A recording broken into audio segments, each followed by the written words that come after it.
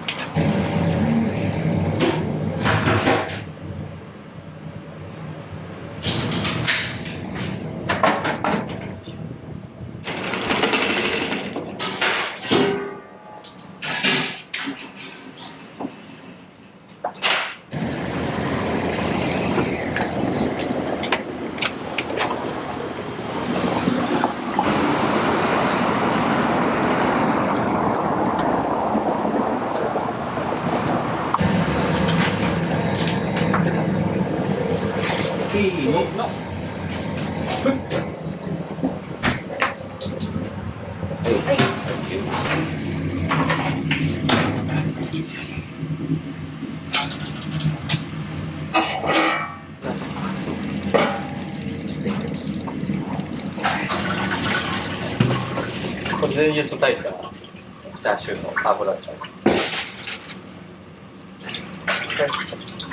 焼き屋さんと取り切れないんで。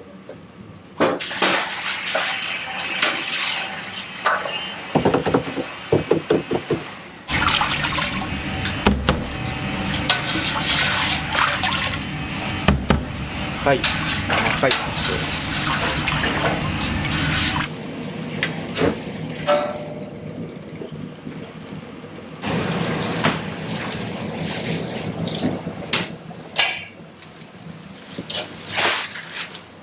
なんか筋っぽいとこあったり、ちょっと小骨が残ってたりとかたまにするんですよ。それをカットして。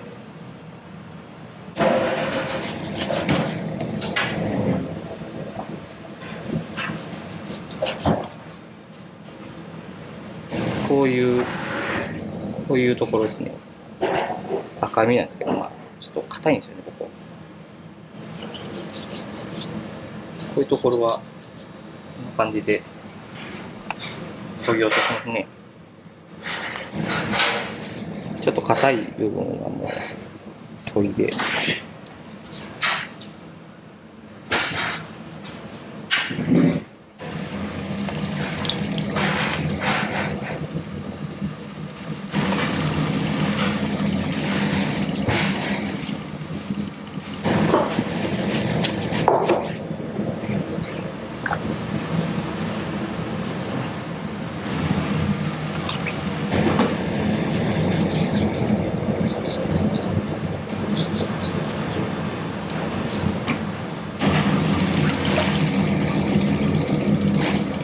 タレをかけるんで、やっぱりお肉自体にそこまで味をこう染み込ませないっていうのがまあ一つこだわりですね。ラーメン屋さんとかやったらお湯から作ると炊くと思うんですけど、お湯で炊いてタレ漬け込んで、それをラーメンにのせるって感じなんですけど、タレをかけて食べる分そこまでこう味を染み込ませないっていうために短時間で味をキュッと入れるために醤油から炊いてます、うちは。はい、こういう野菜ですね。こ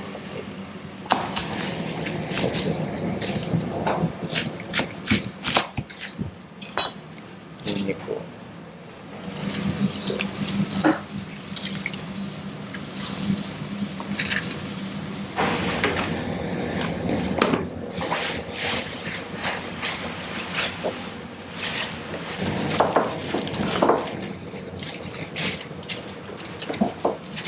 トマトソースですね。9月の限定の。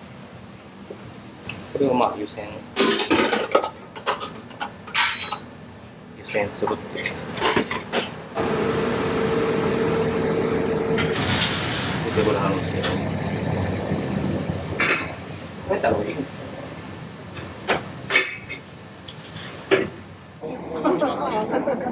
ありがとう。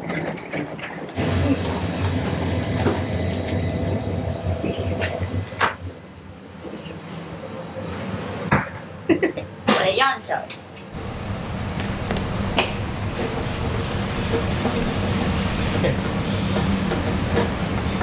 お米今手に入りにくいですか？お米、そうですね、まあうちは業者の方にもう確保してもらってるんですよ。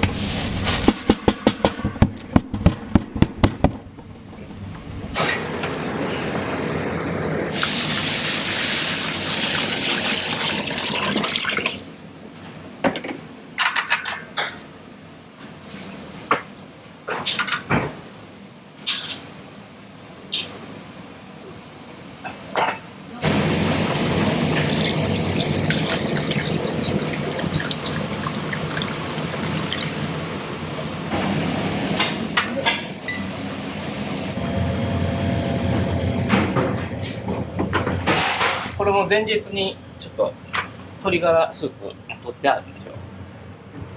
鶏ガラスープ取ってあるんで。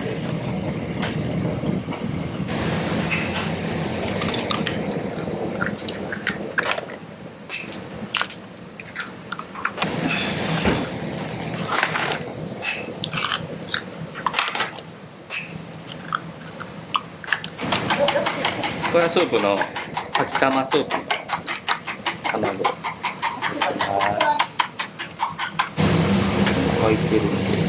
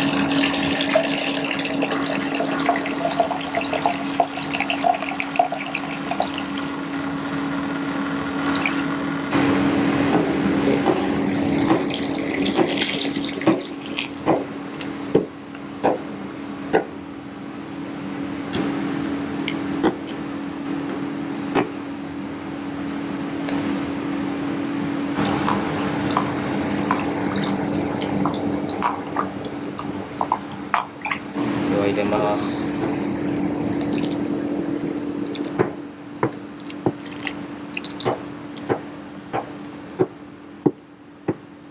れでとろみを軽くつけすぎたらじゃあ沸いてきました。沸いてきたら親指を添えるんですね。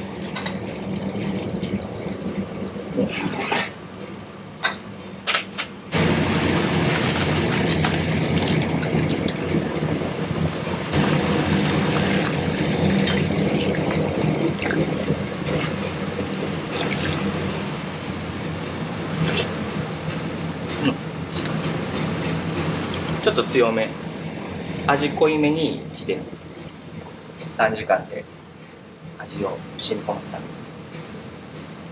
多分ラーメン屋さんとかやったらつけて1日寝かせてで次の日出してとか多いと思うんですけど、ほんまにもう短時間でサクッとキュッと汁出して重しの代わりに器をね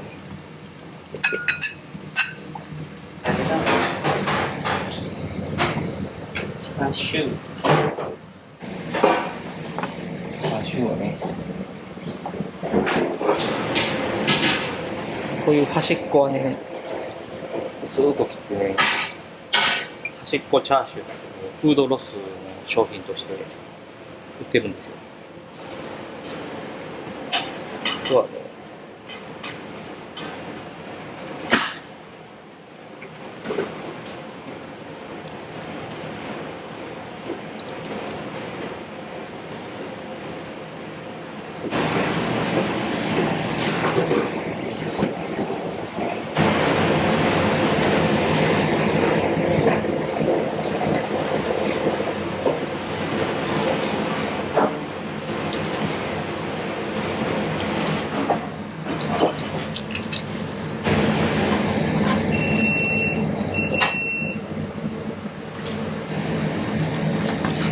ぱでもこう分厚く大きくお客さんには食べてほしいから端っこをね出すわけにはちょっと。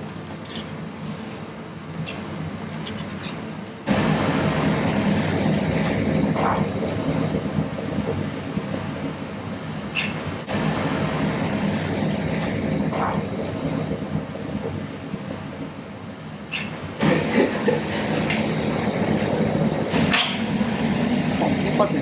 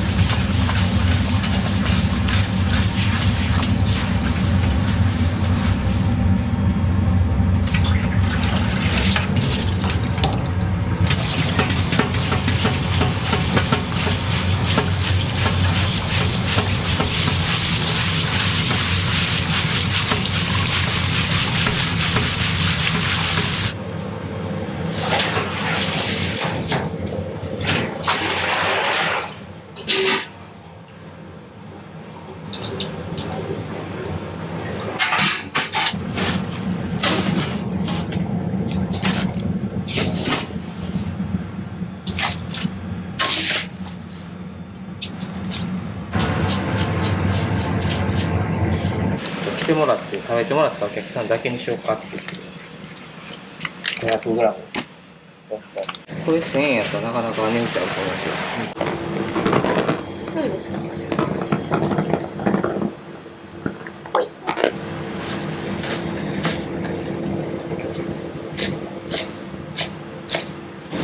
そんなん言ったらしゃあない。すごいよね。ニンニクありますか？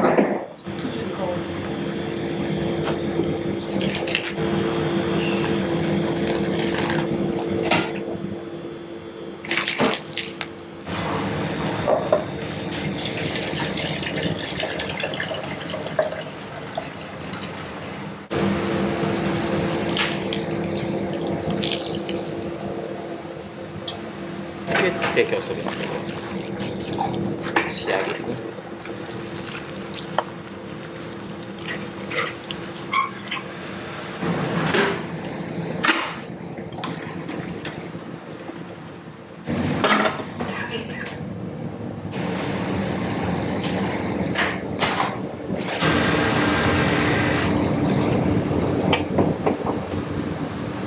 混ぜてな。混ぜてな。いきます。いきますよ。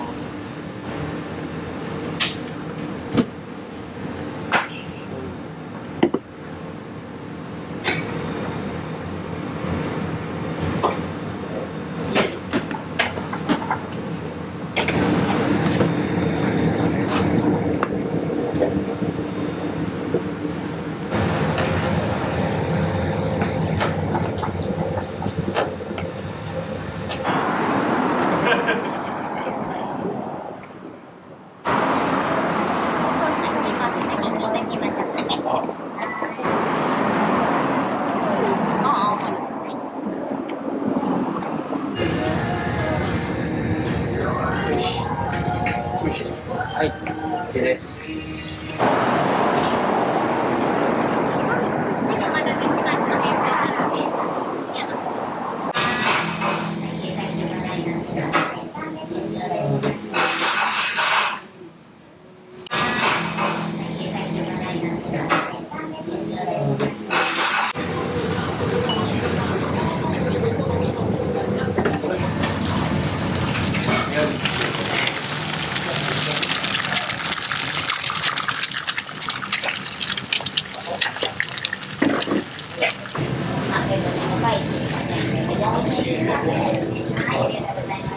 一発目だよ。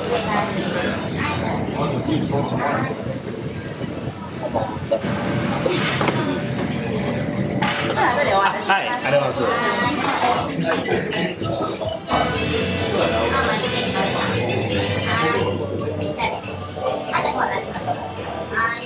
こ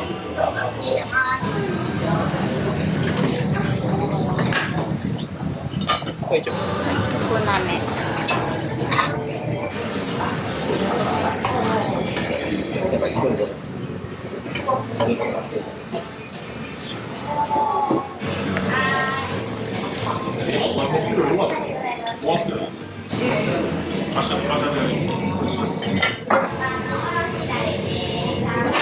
ニンニク醤油。はい。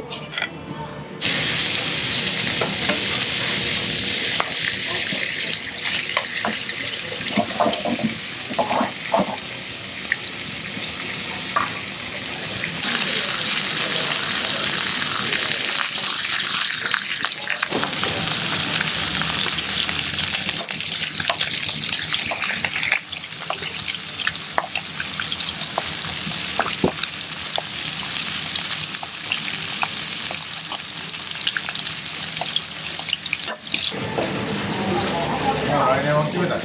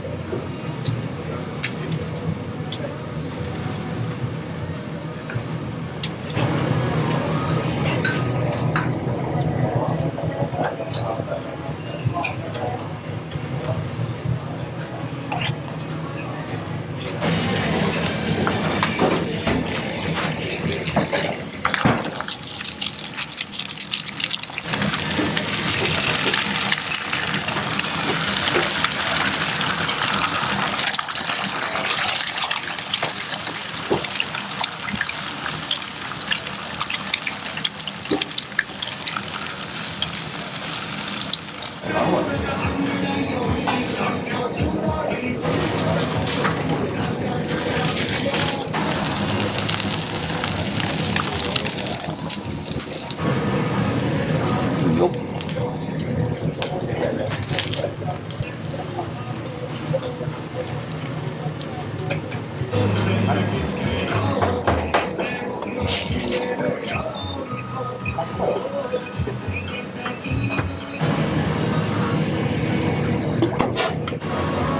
はい、お待たせしました。ご飯大盛り、ニンニク醤油です。どうぞ。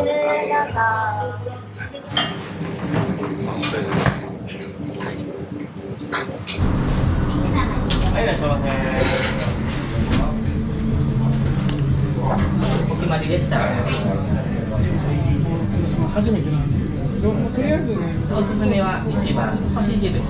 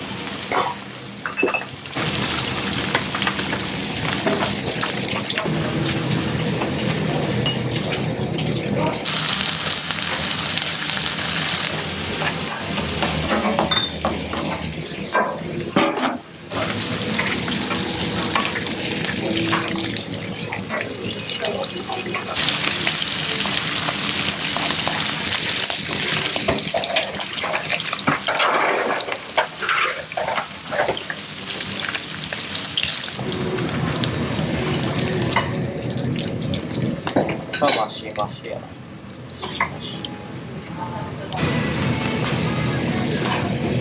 すごい。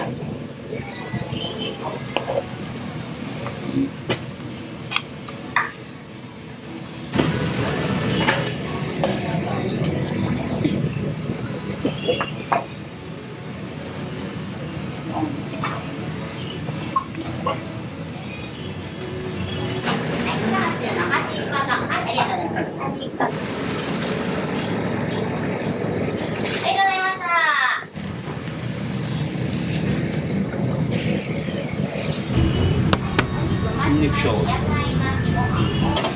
肉マシマシの野菜。はい。いきます。炙りホルモンです。すみません、お待たせしました。炙りホルモン、ニンニク醤油。明太子だからすぐ美味しいですね。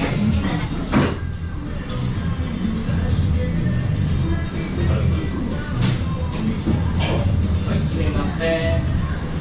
酸っぱくないです。はい。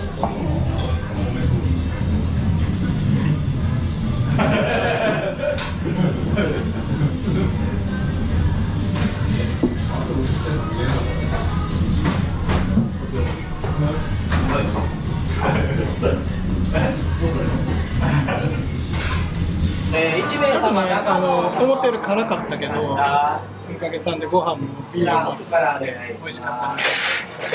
米騒動でもあるけど、僕は野菜騒動でもありません。それ野菜を増せばよかったなと思って、美味しくいただきます。また来たいと思います。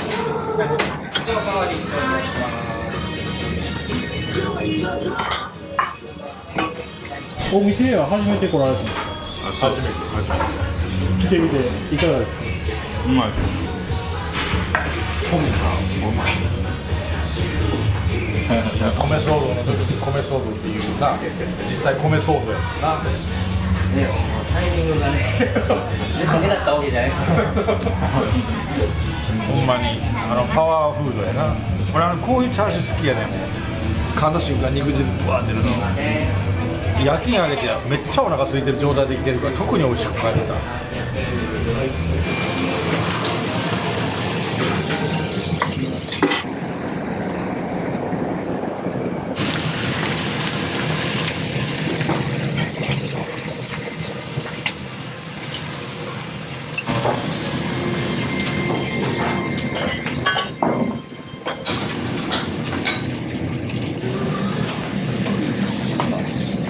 きれい。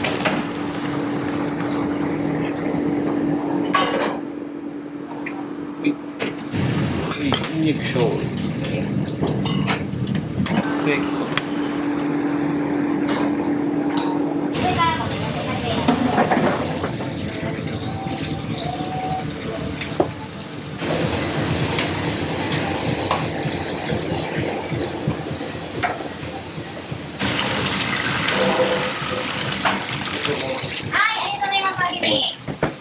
ありがとうございます。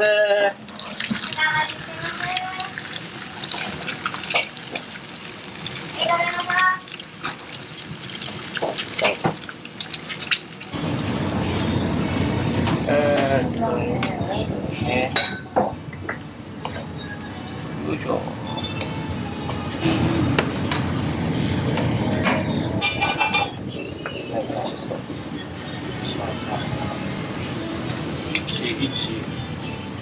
4位トマトや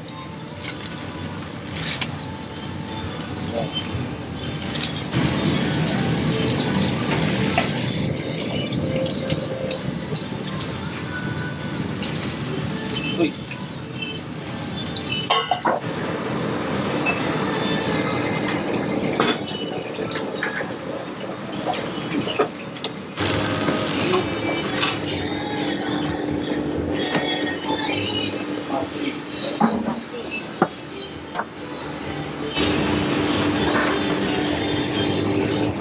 トマトチーズご飯大盛りはい1万。いいです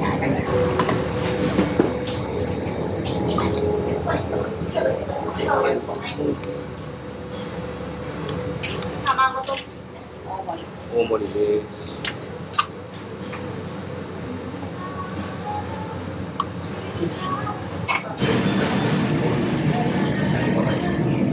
よいしょ。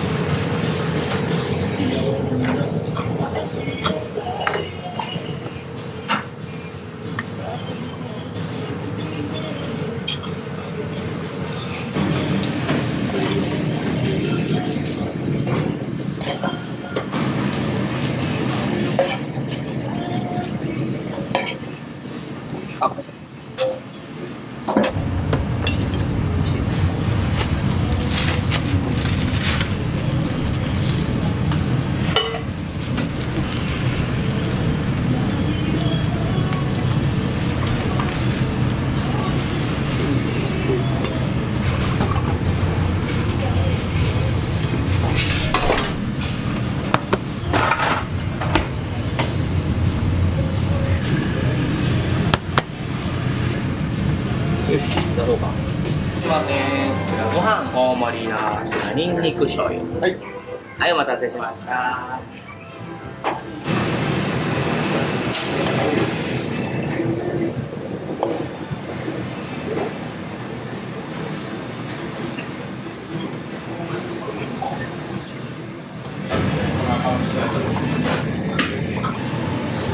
ニンニク醤油ね。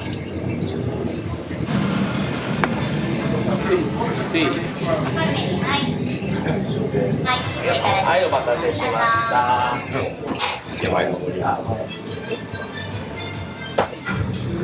い、いらっしゃいませ。お待たせしました。どうぞ。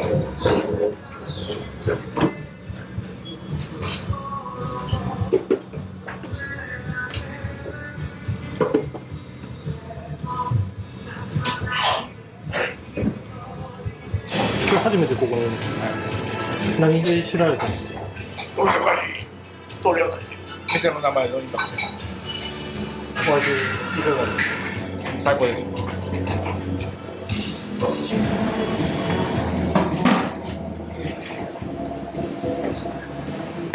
何をご注文されたんですか？ニンニク醤油です。大満足されて。ご飯は並で十分でした。満足です。美味しかったです。次はまた違う味でチャレンジします。また来ます。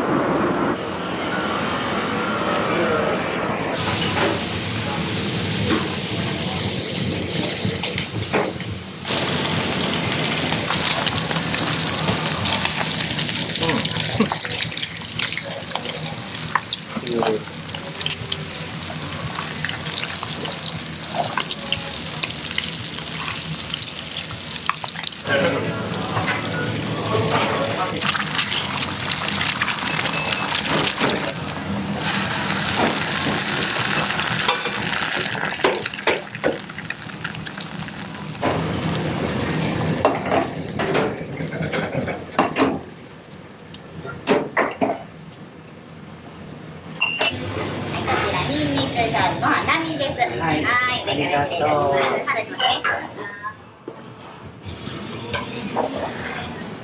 い、すみません。ステーキソースのボタンです。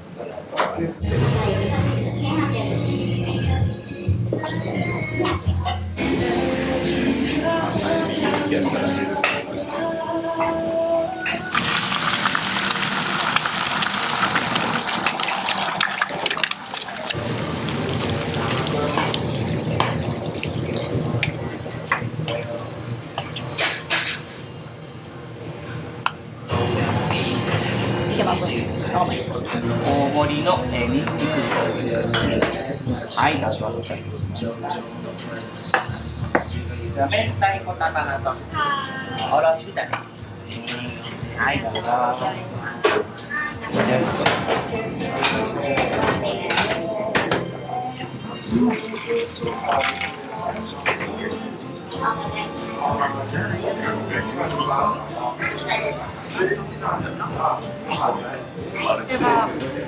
ニンニク醤油とたっぷりおろしだれ。めっちゃ美味しいです。めっちゃ美味しい。ございますので。トッピング等ございましたら。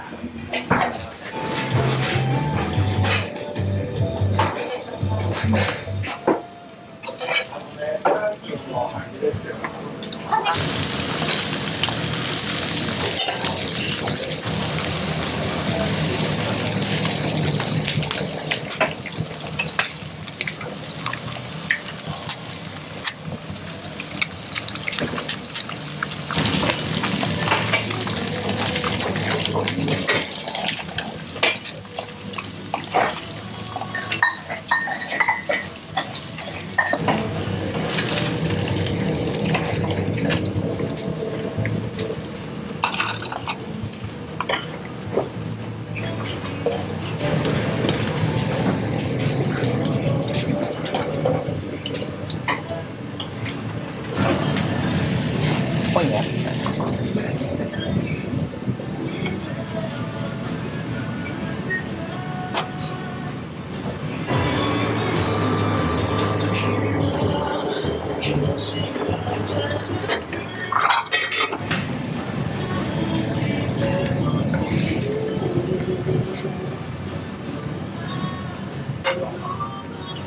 割に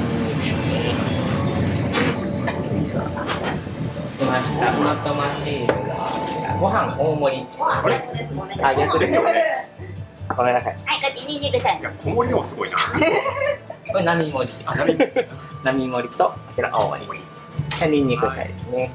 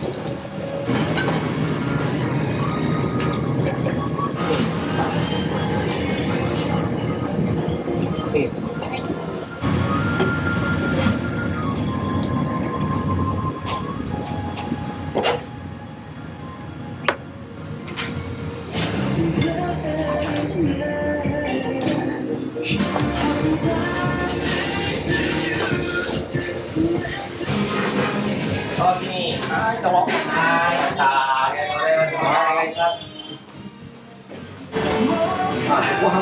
青森で、はい、ありがとうございます。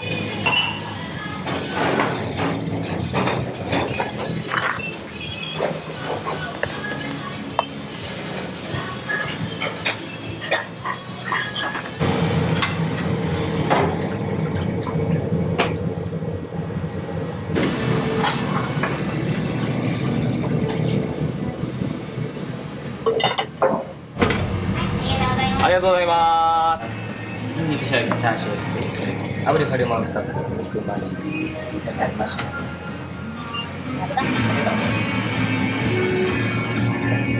まあ、いらっしゃいま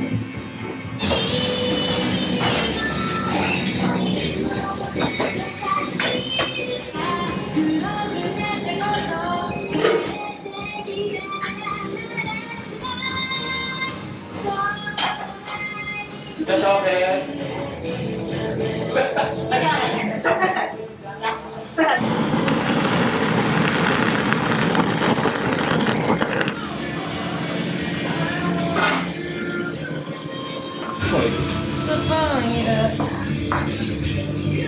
ありがとうございます。魚がめっちゃ美味しい。うん、おじゃが美味しかった。う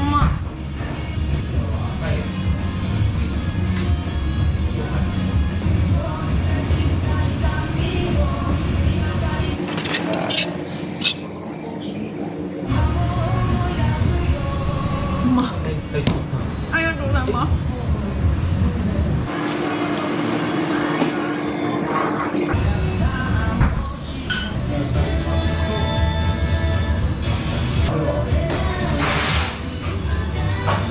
ご飯ください。ありがとうございます。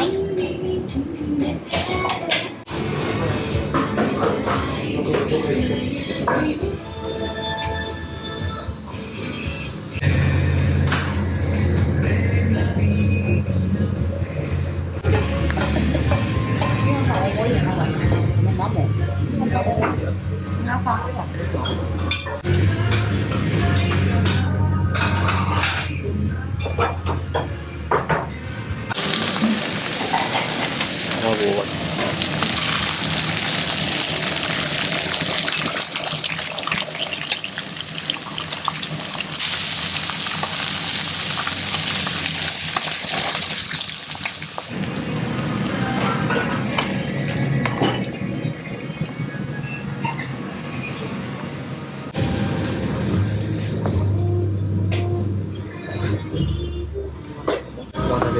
はい。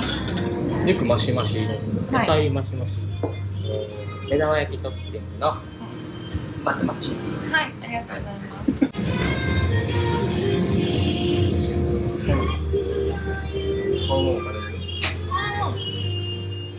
食べたかった。味変わってから食べてない。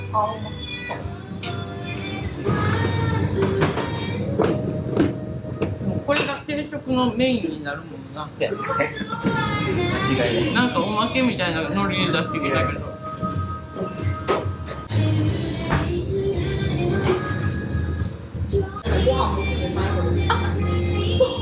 ありがとうございます。はい、ありがとうございます。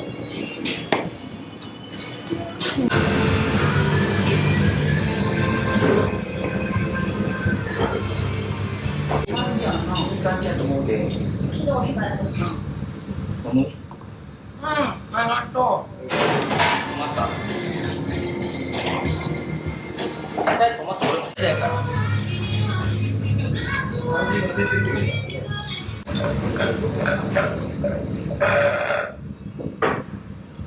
ごちそうさまでした。美味しかったです。大満足。好きやわ、米と。もう米と好き。ありがとう。飽きんといてな。全然飽きへん。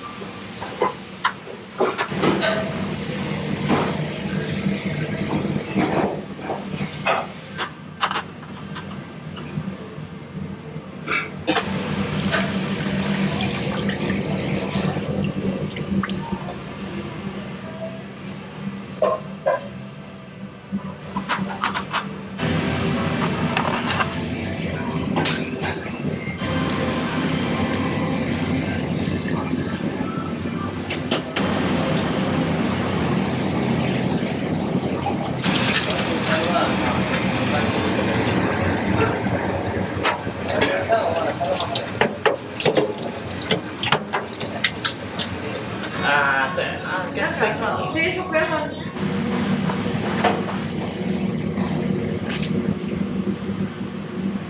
もうほんまにめちゃもういいワインとか気にする前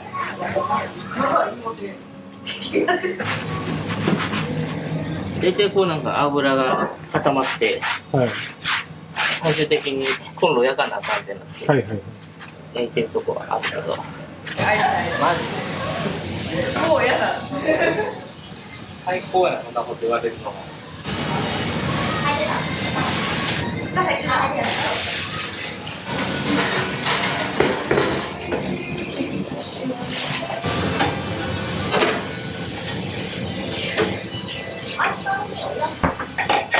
え？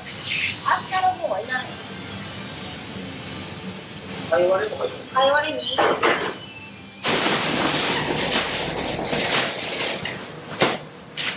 お疲れ様でした。はい。いきますか。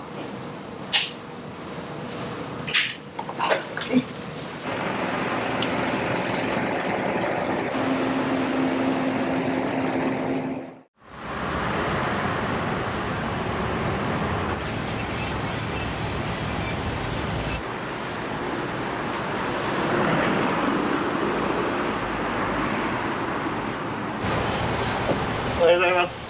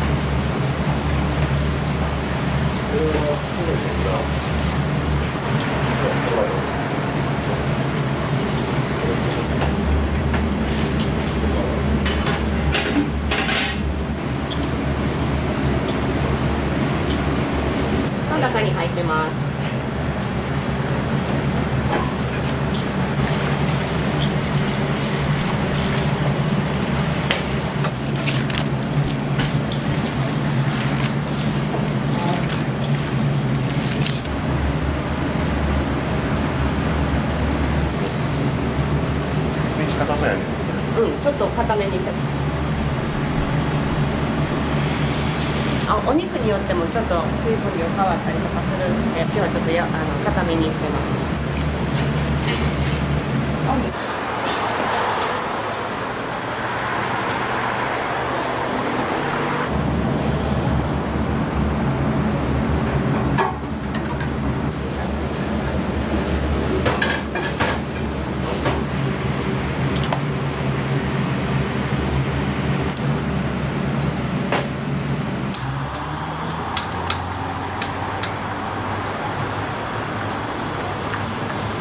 お願いします。さあ、北九州が出てきてるんで、魚の仕事、外の仕事してて、で当時行ったらご飯屋さんが美味しくて、次の日かな、そのお店に行って、ちょっと修行させてくれと。それが洋食屋さんで、あわよくば4世代、ひ孫までが同じものを食べるお店ってないんですよね。だからそういう店はちょっと作りたくなくてね。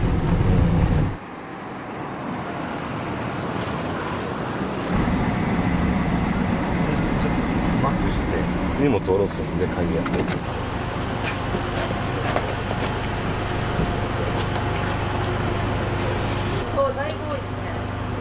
だいぶだね。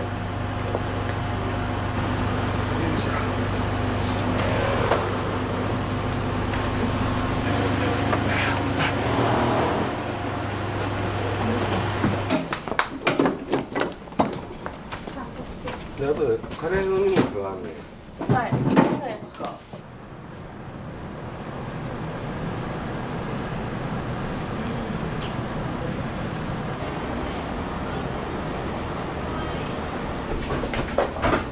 持ってようか。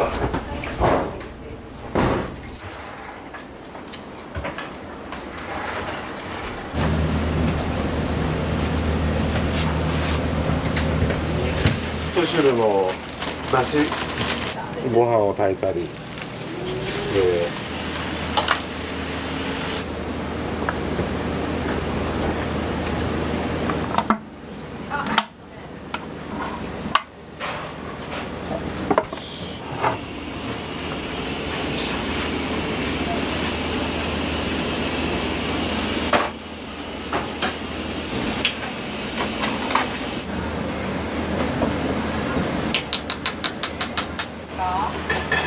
そうやね。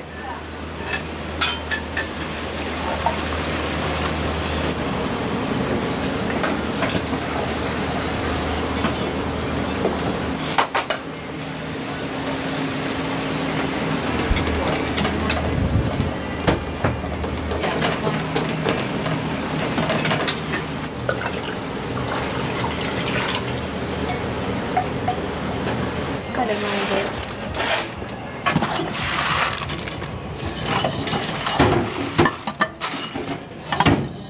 日の光春前。春前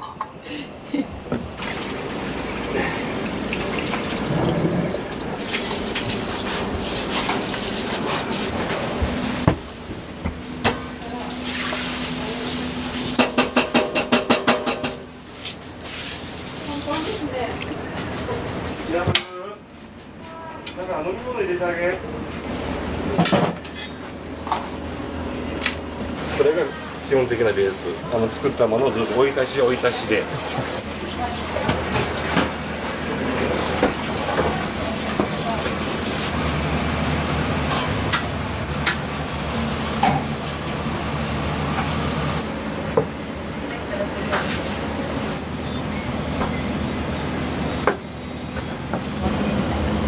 できんなよ。来てません。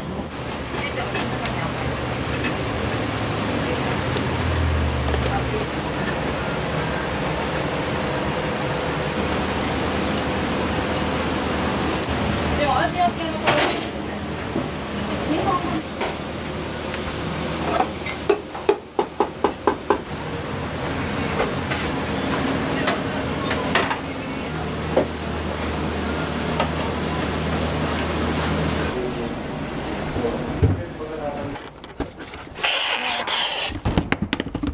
いや結構あるっすよ今日。今日まあまああんね。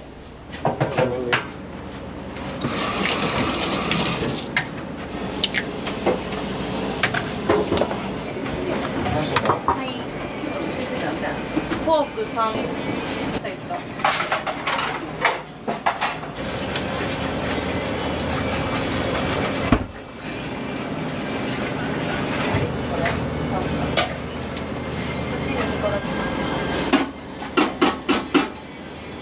フォーク2だけ解凍でいいですか？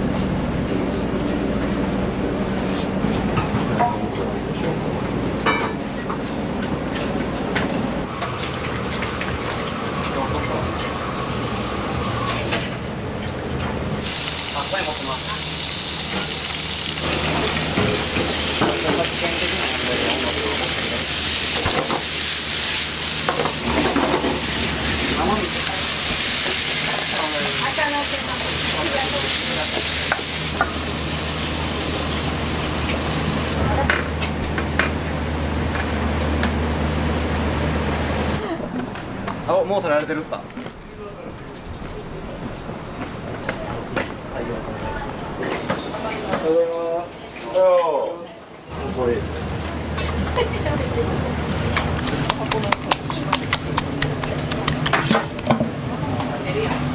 は牛かもしれない。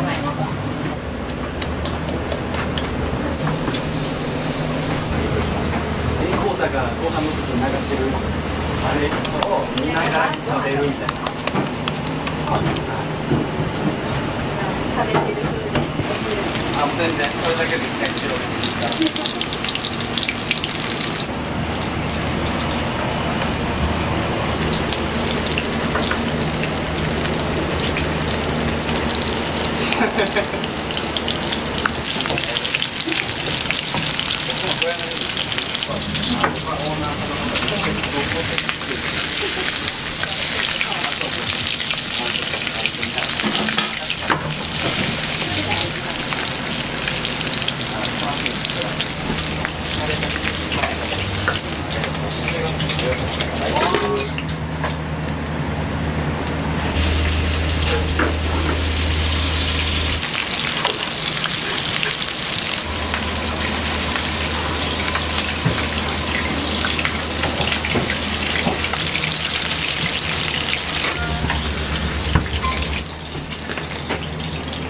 以上です。流れてるわ。普段通りのただ千切りしてるだけの。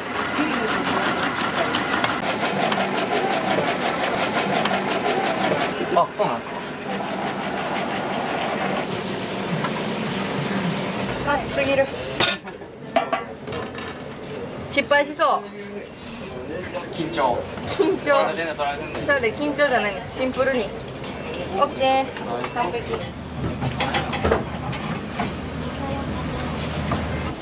で、オーナーさんの後ろのところに。はい。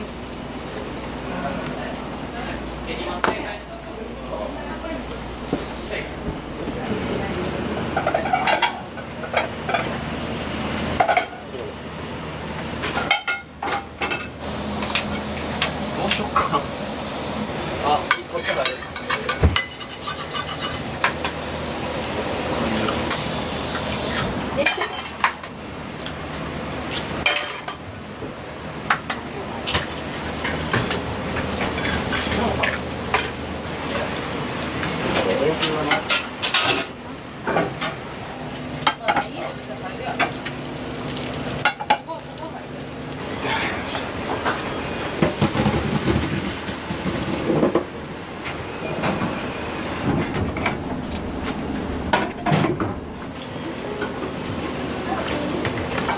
この2枚だけあったりして。うん、そうやね。いや、僕のこと誰が食べるかなと思って。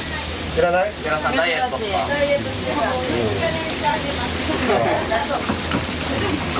今日はいっぱい食べたよ。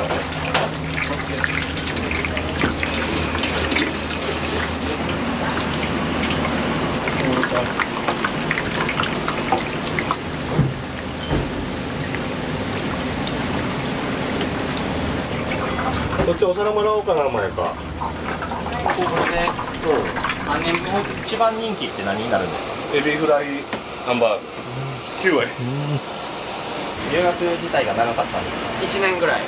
1年ぐらい。はい。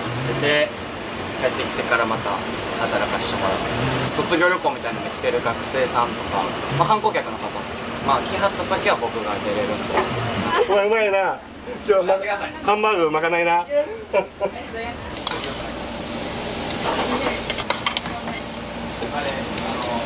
自家製です。はい。瓶でね売られてるのはこっちなんですよ。奈良漬けを使ったタルタルソース。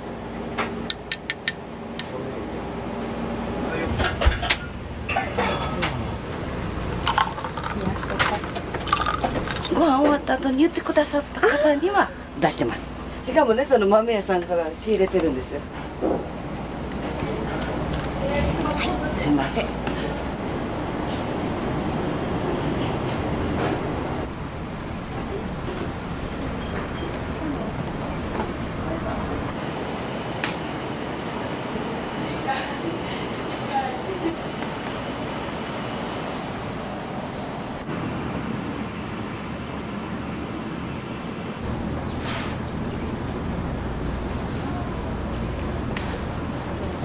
そんな嫌そうな言い方しちゃった。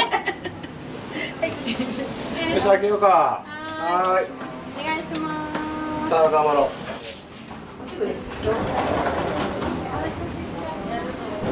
お待たせしております。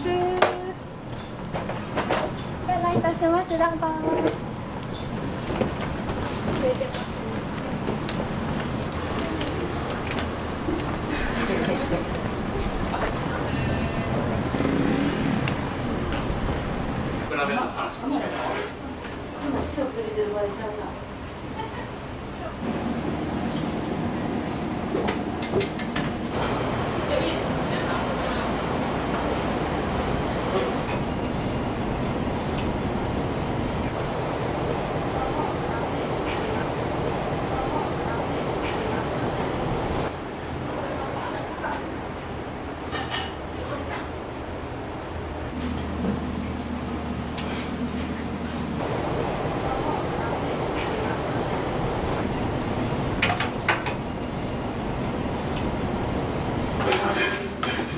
いらっしゃいませ。いらっしゃいませ。どうぞ。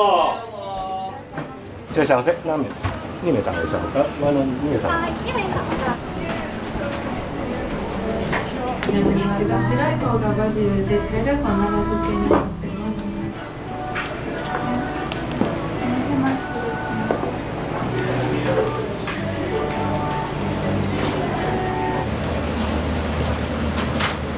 はい。もう急ぎでつけて。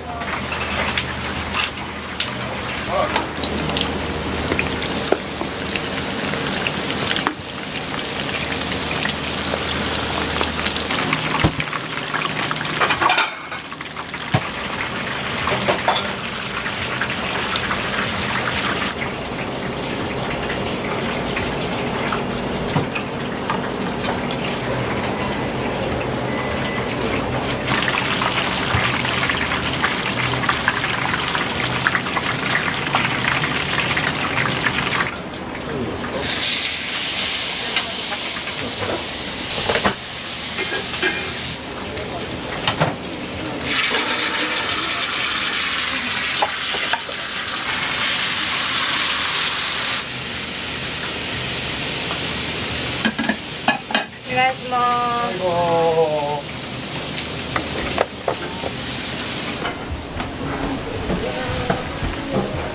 エビフライとハンバーグです。こちら鉄板が非常に重くなってございます。お気をつけくださいませ。はい、お待たせしました。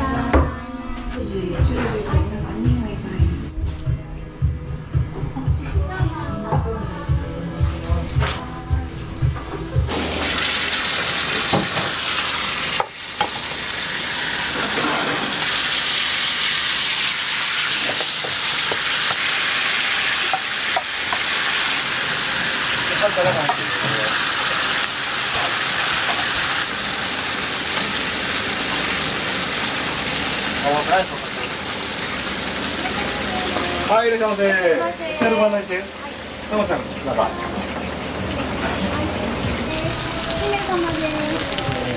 すいません、お待たせしました。エビフライとハンバーグです。お待たせいたしました。鉄板非常にお熱くなってございます。お気をつけください。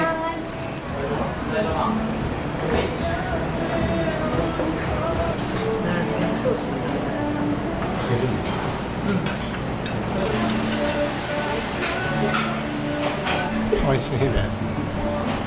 はい、姫様です。はい。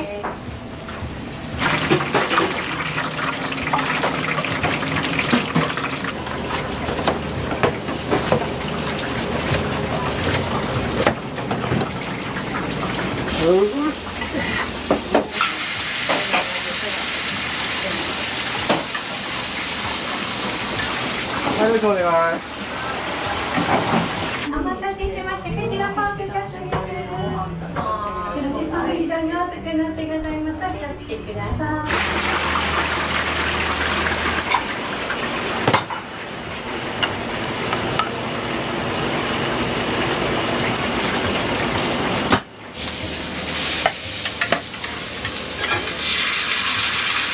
好みは？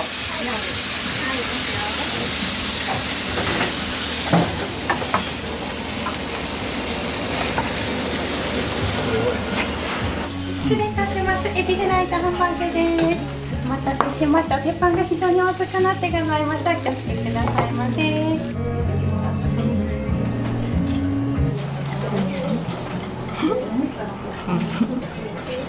美味しいです。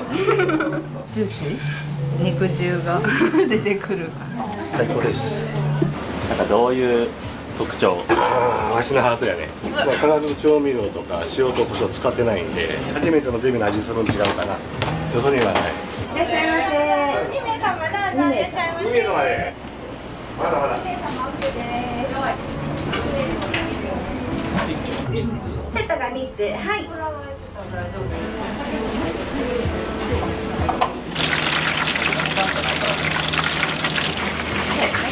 いません、無理しました。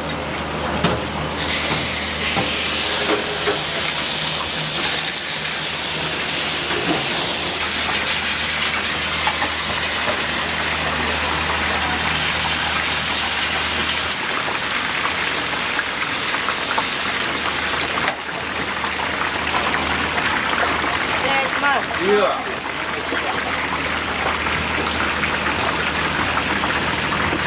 みません、間から失礼します。エビフライとハンバーグ。鉄板大変大きくなっておりますので、お気をつけてお召し上がりください。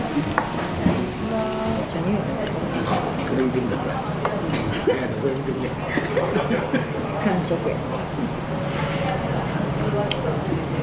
出来たてで非常に美味しいです。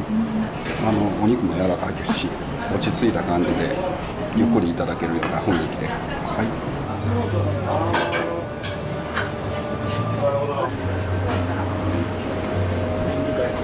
ハンバーグの方でセットでよろしいですか？はい。はい。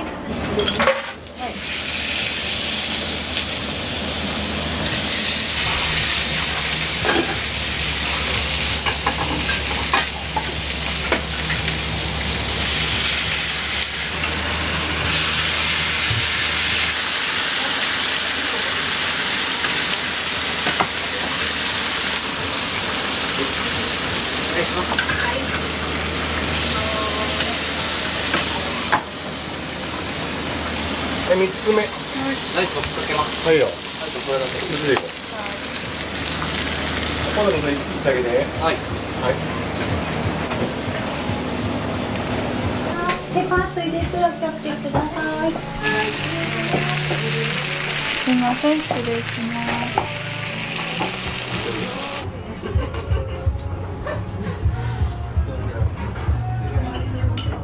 ちゃんと調理されてるわ。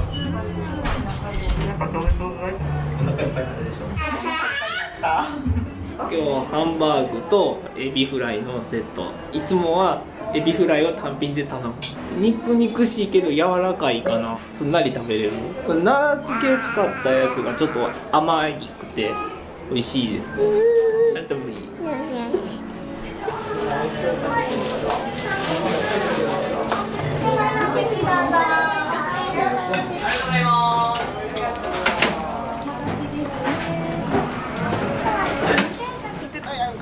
すいません、ご迷惑かけます。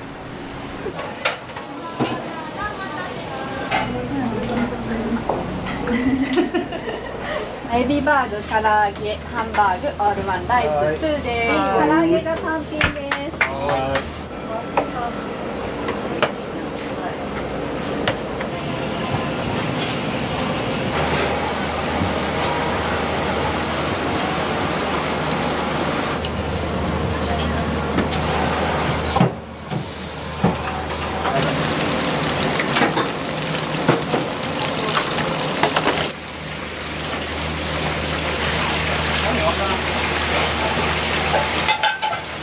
ですよね。は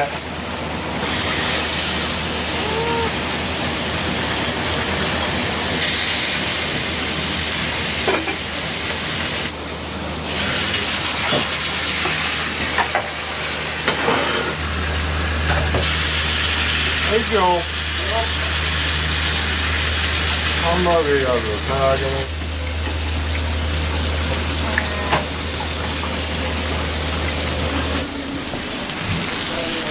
ハンバーグです。デパートから気をつけてください。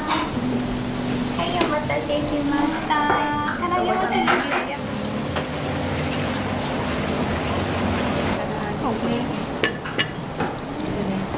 わあ、すごい。少し入れといて。ありがとうございます。食べてください。美味しいな。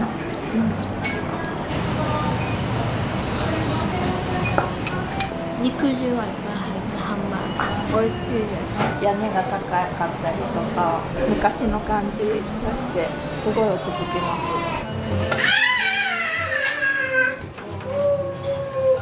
いらっしゃいませ。大人さん子供さんの6大人さん、子供さん。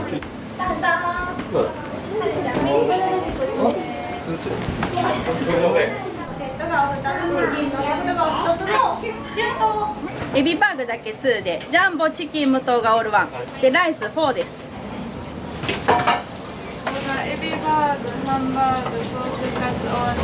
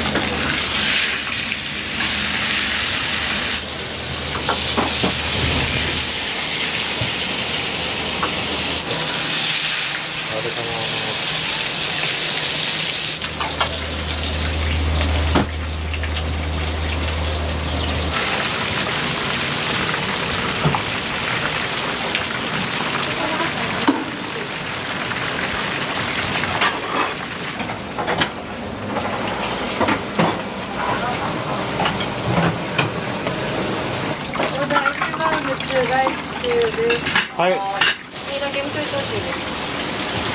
何を？これ？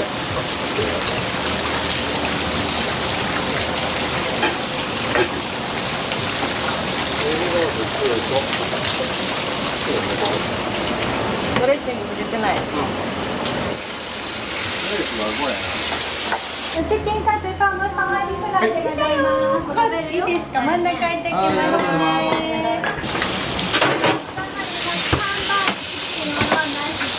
お待ち。2番、ちょっと時間ちょうだい。何ですか？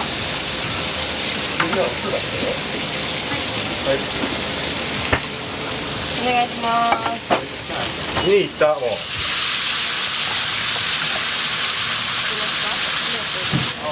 いいよ、大丈夫よ。はい。大丈夫か、ここ。どこ行った？今表出てる。うまそう。皆さん、これ。お願いします。ジュースは誰かお熱くなっておりますのでお気をつけください。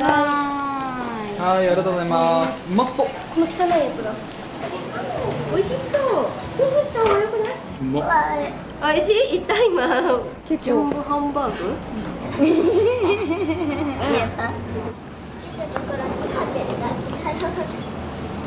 2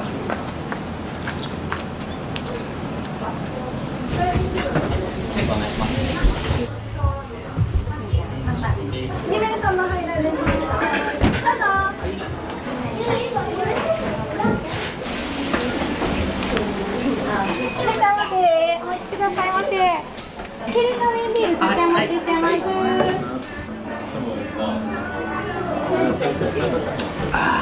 まい。合ってますか？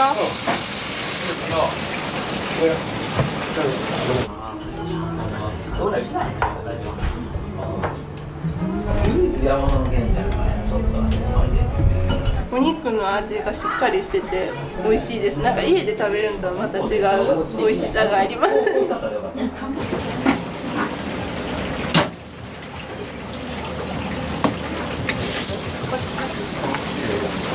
手が出てるから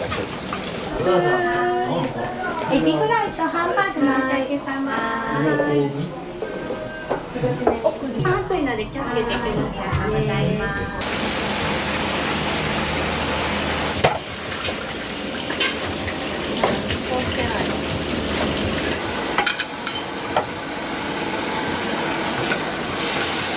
あれです。ていただいて、ここに入れて、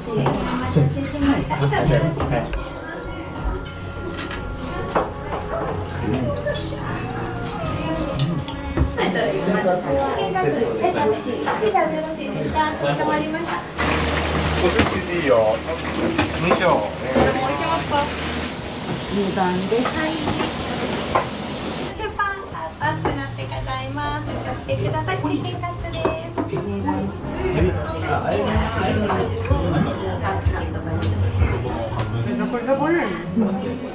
これが一番です。デミグラスソースだけどしつこくなくてパクパク食べれちゃいます。卵感があるのがこっちで。すみません、ありがとうございます。お願いします。すみません、ます。今日めっちゃ眠かったわ。昔懐かしいこれ看板が。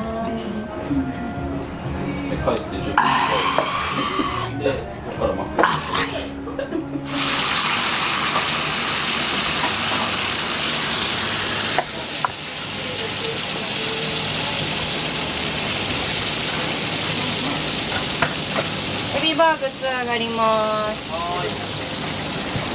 お願いします。おります。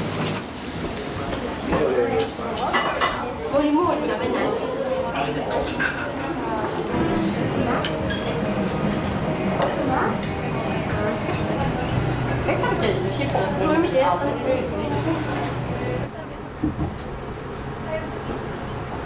これ。誰やろ今。突然朝起きたらもう倒れてて、もう生きるか死ぬかっていう話だったんでね。今死ぬのは助かったけど意識が多分戻らへんから、でも植物状態になる。まだ延命するかしないかとか考えたし、急に意識戻して奇跡みたいな。お菓子までいつも持ってきて。ごちそうさまでした。ありがとうございます。ごちそうさまでした。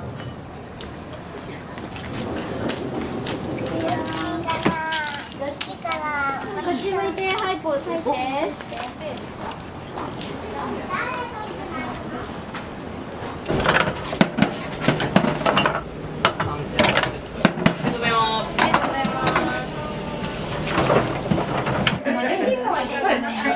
ろしいですか。はい、ありがとうございます。は生中が2です。卵えぐい。セーフ。酒物。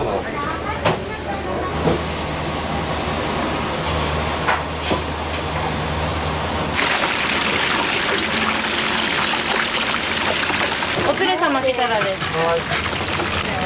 あれなんです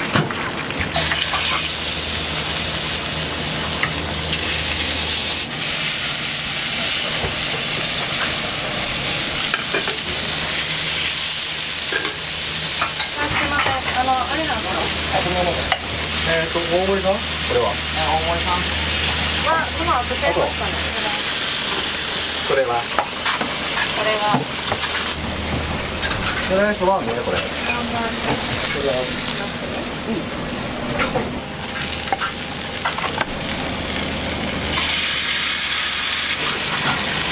お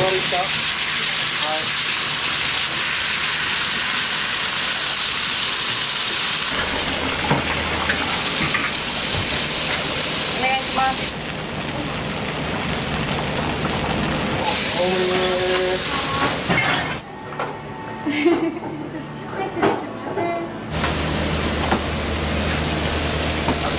はい。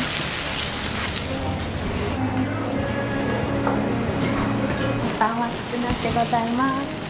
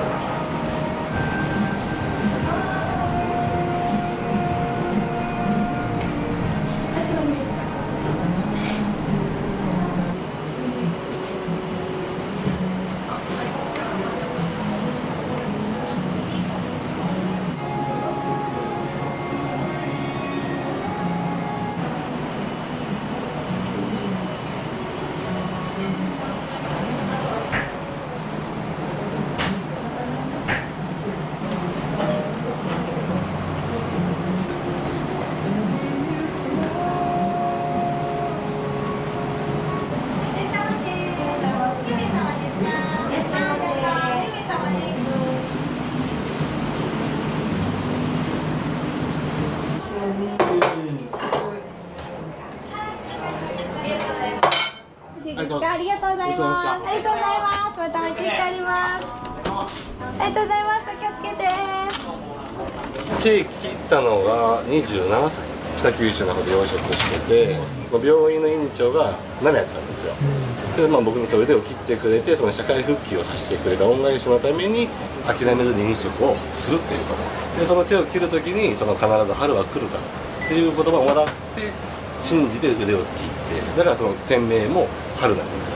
次の目標で今も準備の段階に障害者の後ろ支援をやっていくお願いさせて、もともとの原因は昔の厨房でハエが飛んでて、で包丁で切ろうとしてちょっと滑った時にちょっと手に刺さってちょっと芯が病気になったんですよ。たったそのハエ1匹で腕1本なくしたいようなもんでもし怪我してなかったらもう飲食もやめてるし、逆にいなくなった分やっぱ得るものが大きかった。感謝とかありがとうっていう言葉とかも覚えた。そこで覚えたんですよ。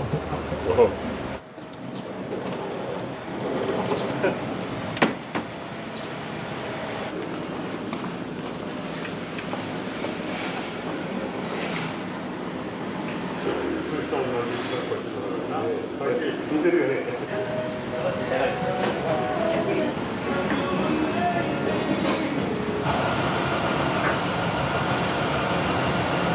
ここは古民家を改装したカフェですね。北九州の、名物の焼きカレーがメインのお店ですね。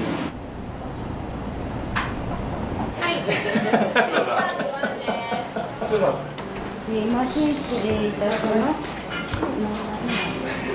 本当に。お疲れ様です。本当ですよ。もう今日ほんまちょっと忙しい。いやいやいや。すごい。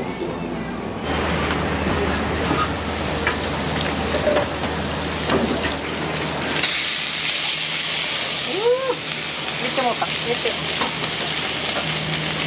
みんなが乗り出したら。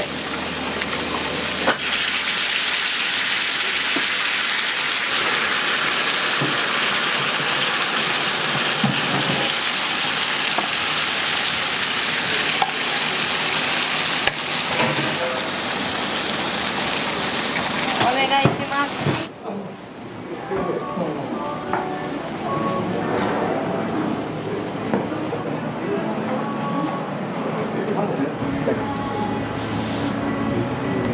昔の洋食屋さんのなんかこう匂い、食感も面白いし、すごく優しいですよね。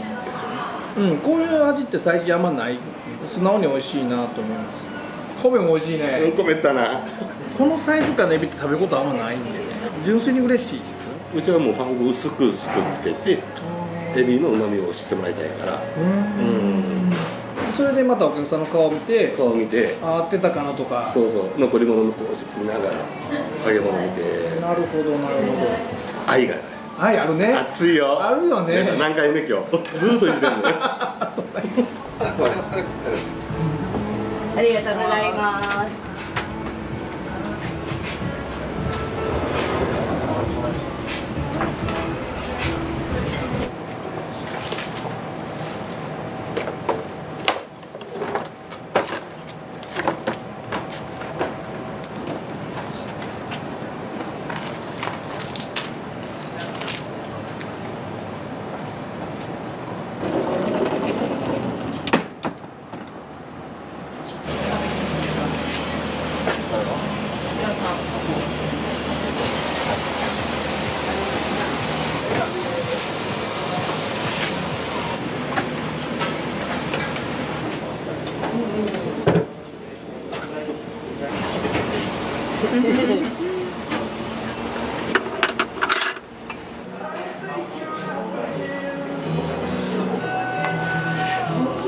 ありました。お母さん。なんてお母さん。エビフライとハンバーグのセットが一番美味しいです。まかないで食べさせてもらった時美味しくてびっくりしました。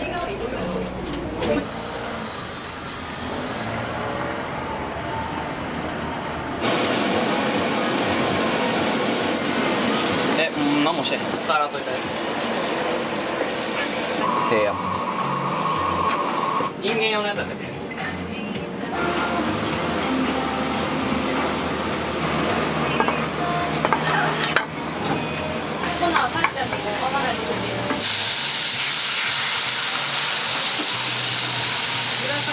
感じやったから、そうやったから成功した気がする。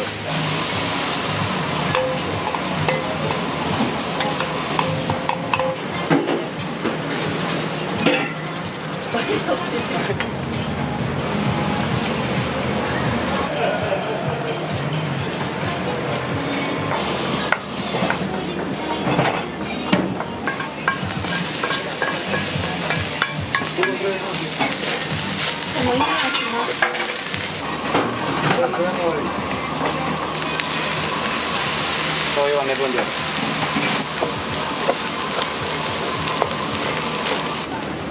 そう、カツソース丼はでも由良さんがいたから作れた、多分。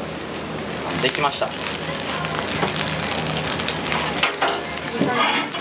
全然よくない。この間のやつなんであんな美味しそうやったんか俺も今理解できん。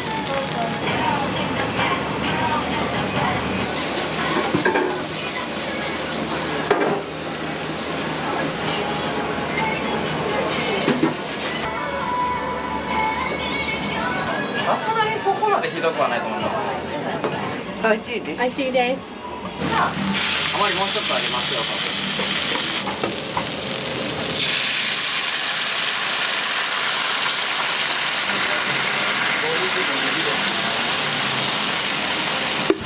わかんないです。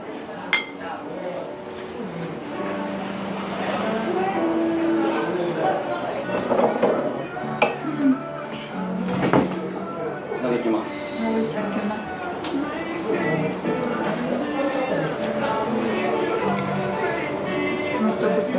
美味しいです。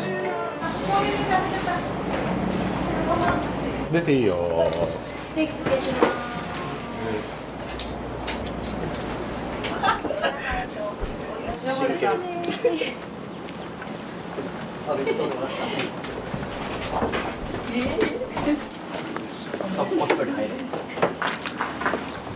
ッケー、お疲れさん。お疲れ様です。お疲れ様です。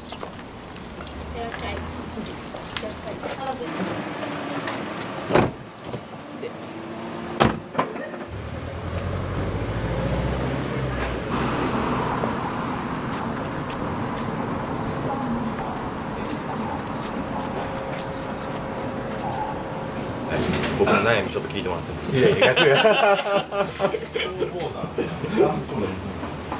来るときにその必ず春は来るから。愛が。はい、あるね。熱いよ。あるよね。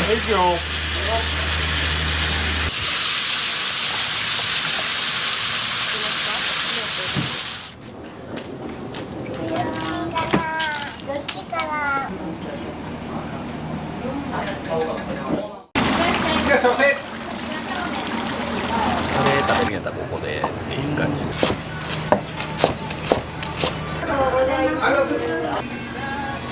辛いじゃなくてスパイスで味が好きっていう。前から失礼します。オーブカレー、東京のカレーもいろいろ食べましたけど、結構ここがもう一番ですかね。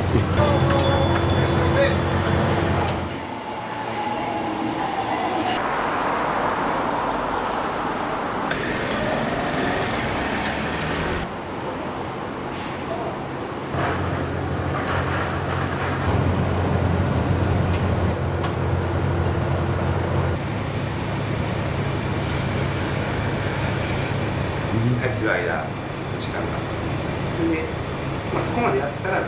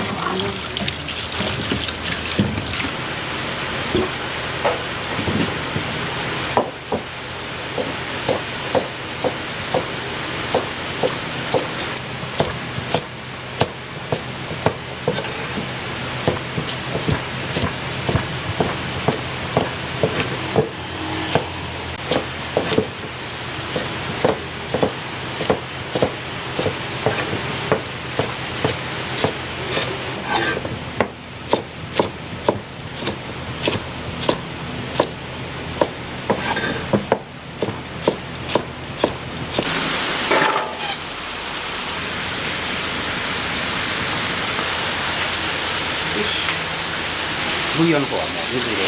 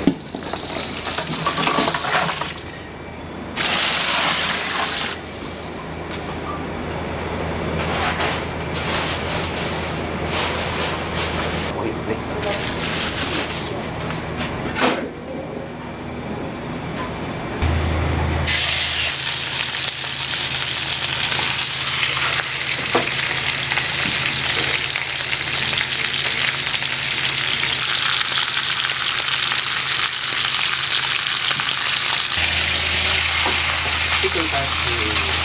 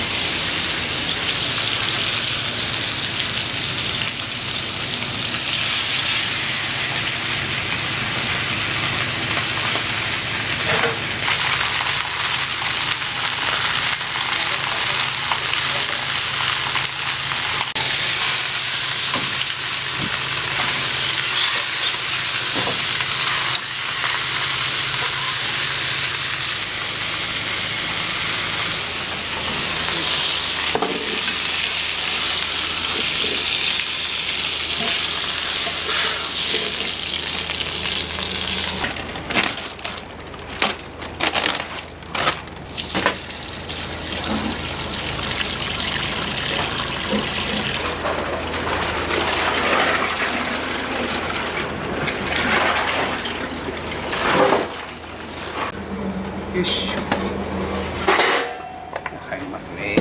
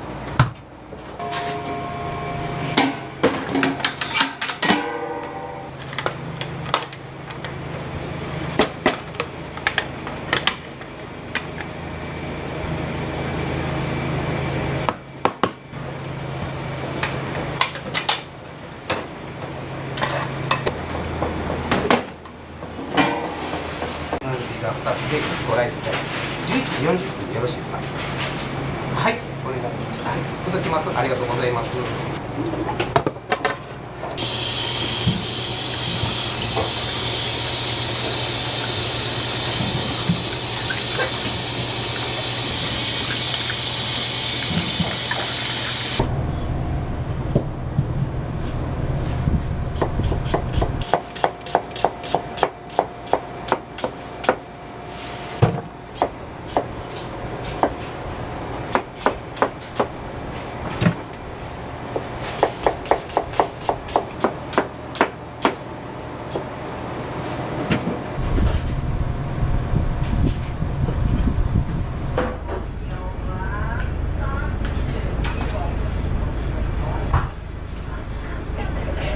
コロナぐらいからそれまではもう日が土日日替わりで限定ばっかりやったんがロースカツカレーであったり厚切りであったりが結構まばらに出るような感じですか。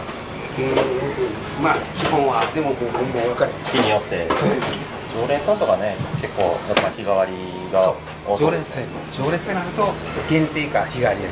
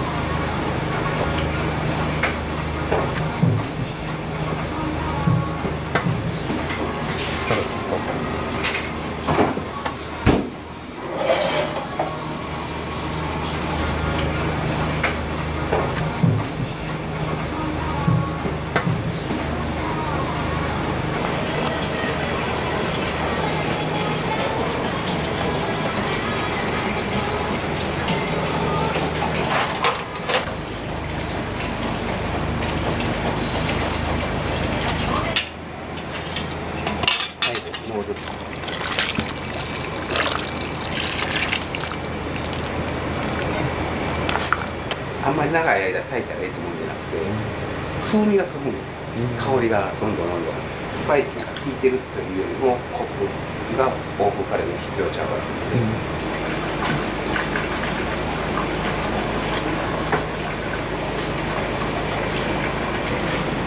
スパイス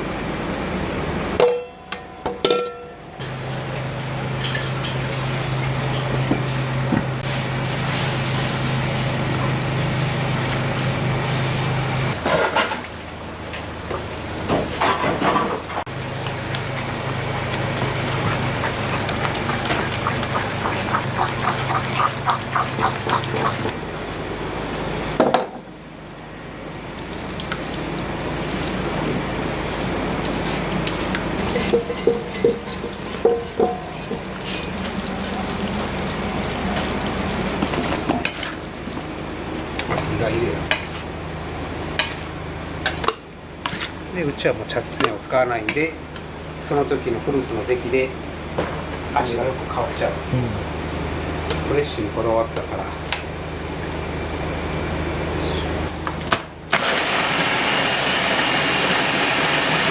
入りますね。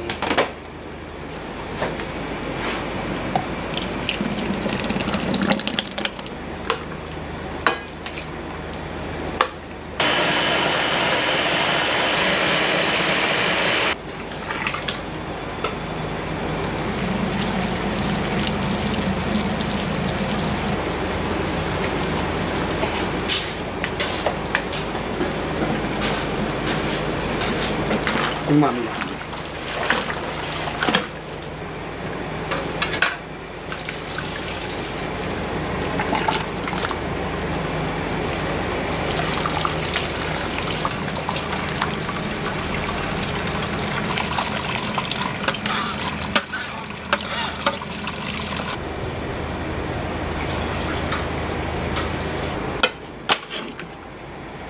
よいしょ。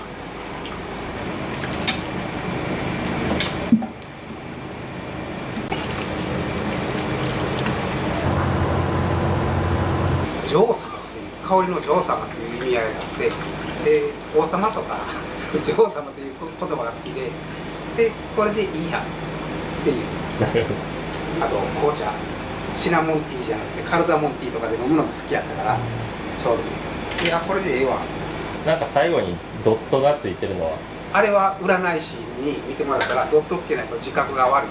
へえ。そうで点入れなさい。そうそう。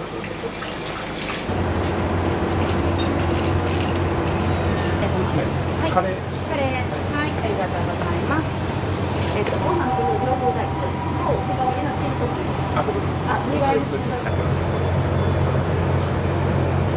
ング。2名で入れないんで、その後の1名案内します。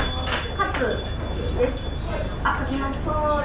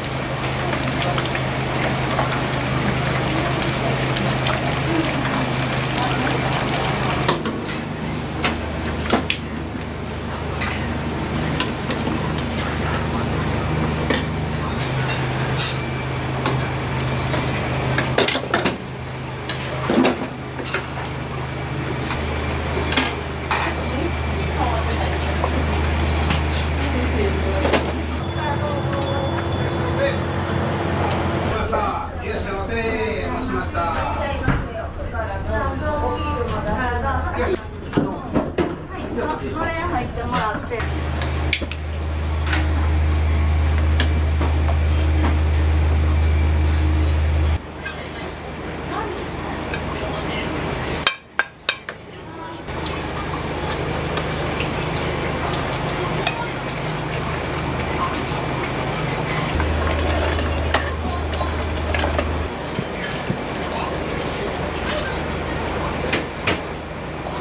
厚切りカレーライスでしょう。お待待たせしました。ごめんなさい。牛肉厚切りライス大にしてます。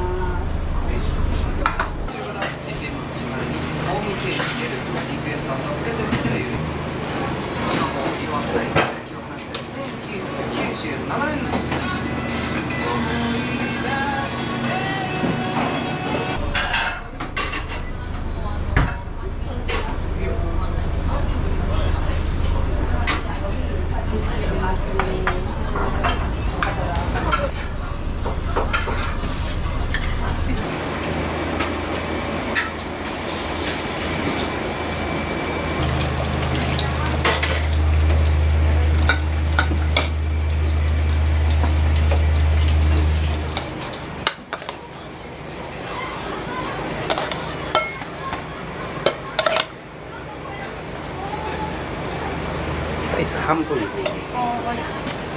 い、すいません。カツカレーの激辛のご飯半分です。お待たせしました。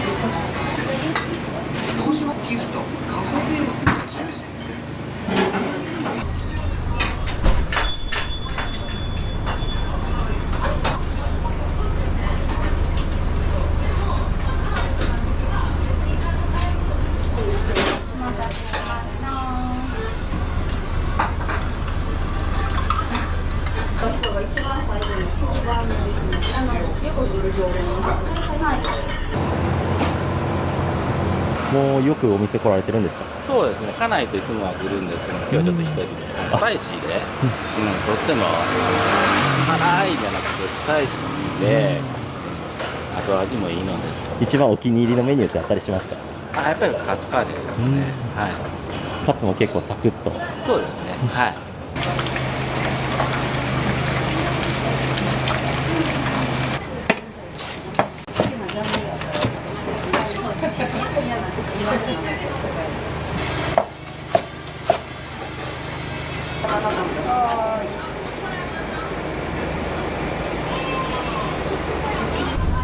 はい、とんかつカレーです。お待たせしました。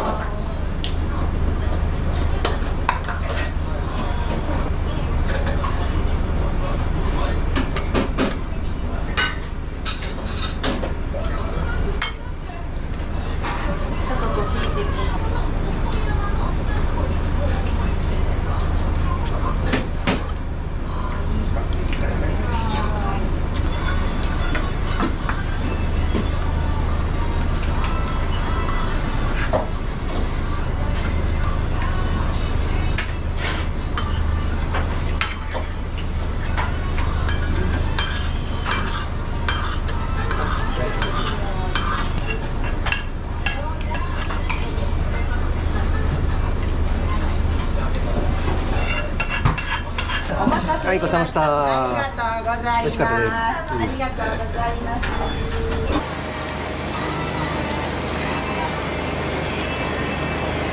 はい、お待たせします。お酒日替わりライスルー大にしています。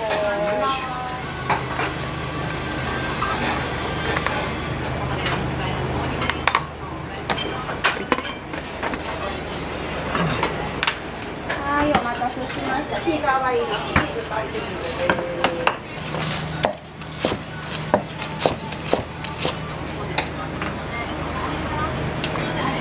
あ、お電話いただいた。ちょっとだけ待ってくださいね。失礼します。お待たせしました。前から失礼します。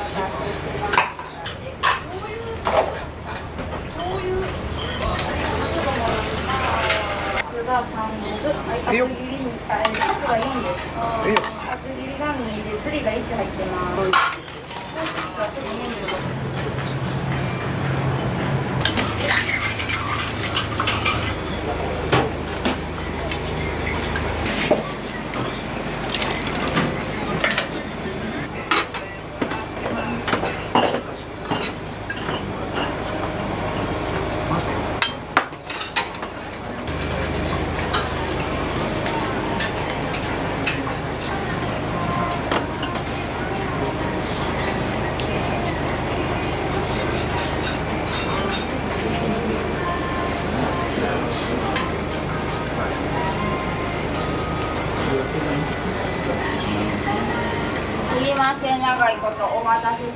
牛肉厚切り。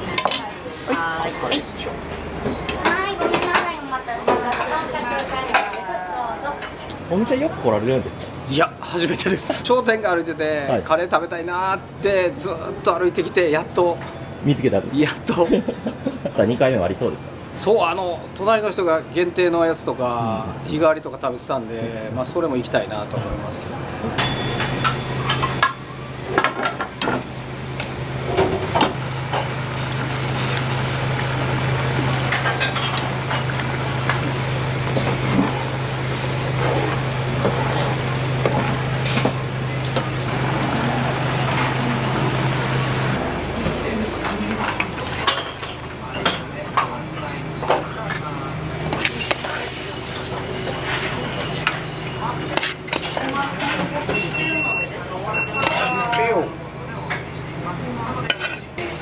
エビで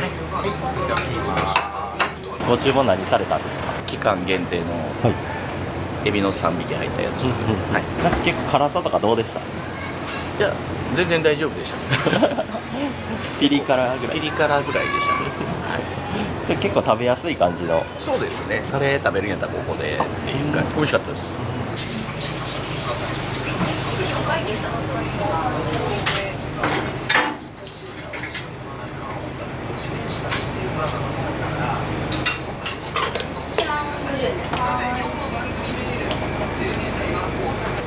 すいません、お待たせしました。ごめんなさい、牛肉厚切りカレーです。ライス大にしてます。お待たせしました。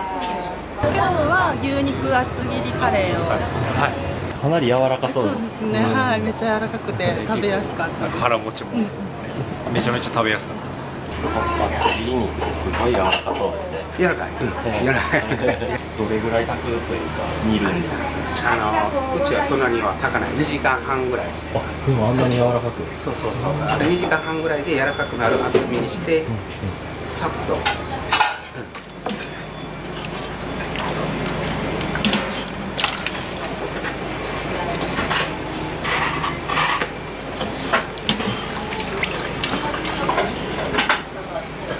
よいしょ。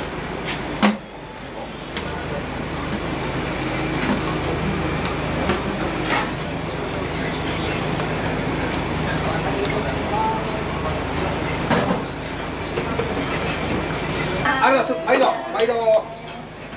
こんなトロトロなるんですね。そう。これをやりすぎるとこのもうボロボロなんです。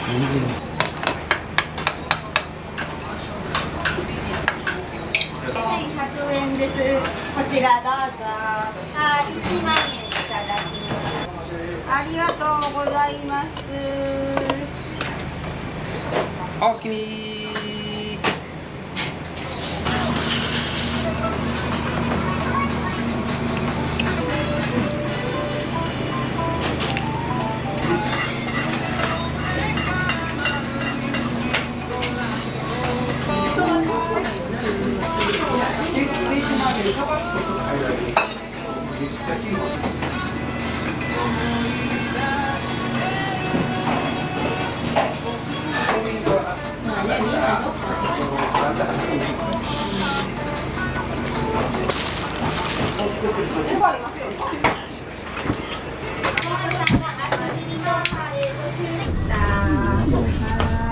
しまった後に。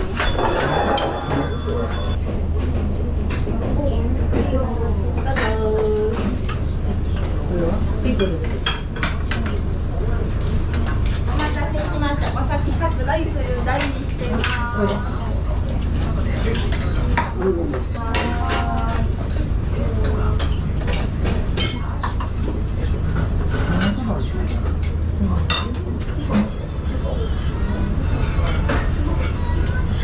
生卵の一つ。生卵一つ、はい。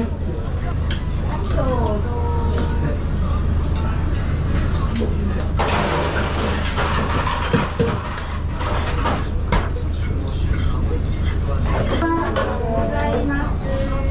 カツカレー2つにチーズとライス大で2500円です。はい、すいません、カレーとカツです。お待たせしました。どうぞ。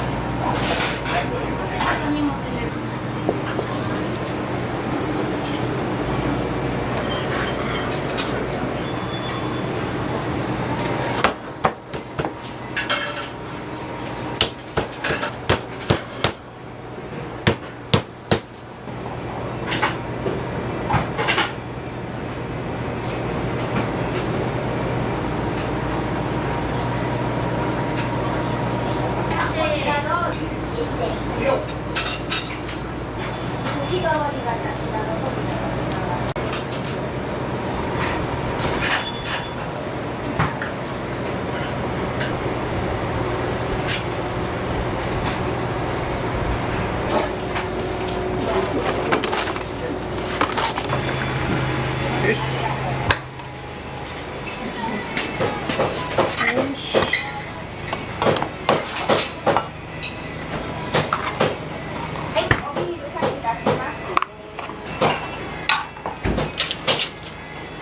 度限定のスープです。ごめんなさいね。はい、お待たせしました。はい。限定のエビです。エビで。はい、ございます。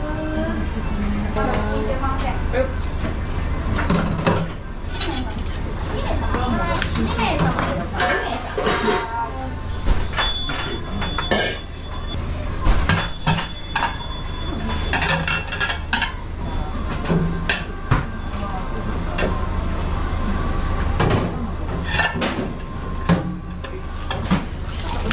はいよ。下げときます。じゃあ後ろ行かせて。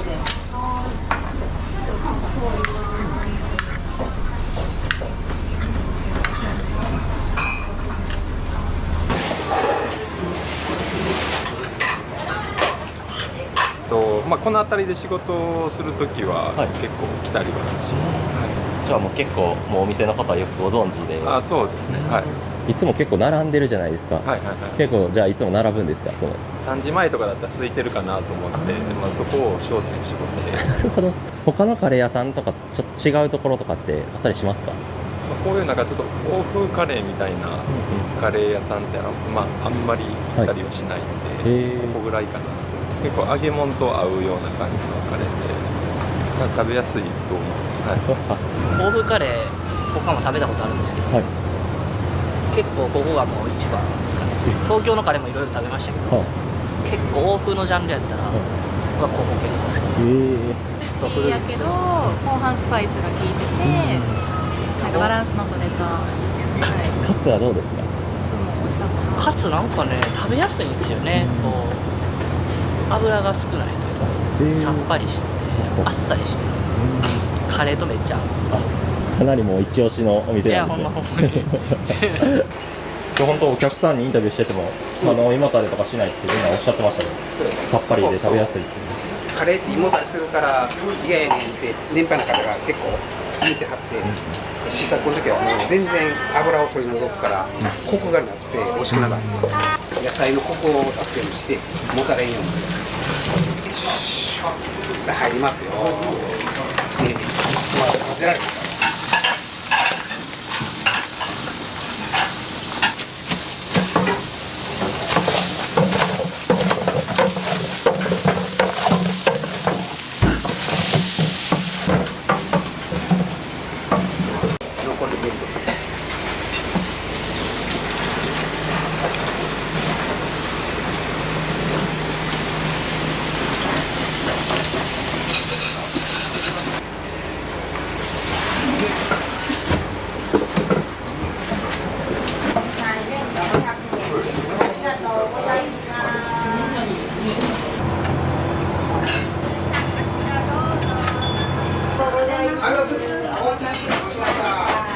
そのカレー屋さんで修行をされてて。いや、これずっとレストラン、パンとかケーキも一応ウェディングケーキとかやってて、フランス料理とかやってたけど、あんまりちょっとセンスがなかったので、カレーだけが先輩とかにも楽しそうに作ってる。で、気がつけば風邪ひいてしんどいのカレー食べて、お腹減ってもカレーってるから、ほんならカレーやったら仕込みは大変やけど、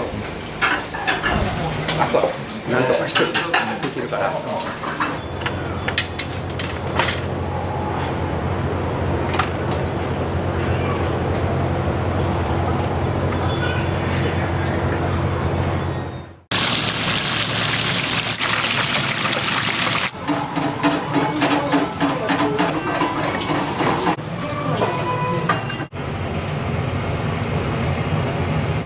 お弁当お持ち帰りです。はい。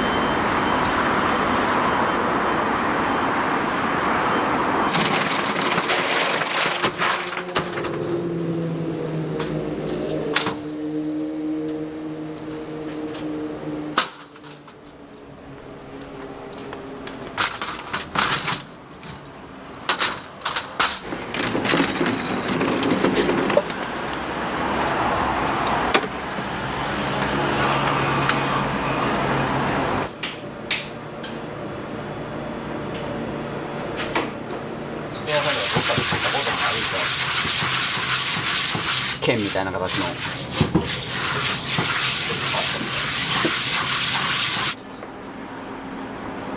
はようございます。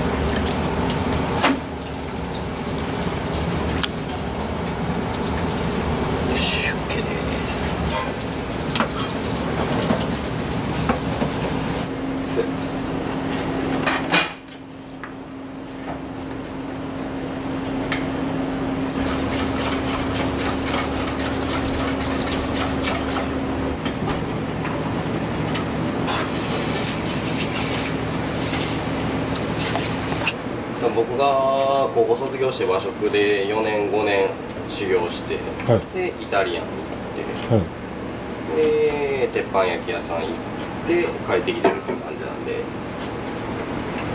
まあ最初のベースはすごい和食の厳しいところにいてたんで、うん、親父にはもう早くやめ結構最初の頃は反対されてました。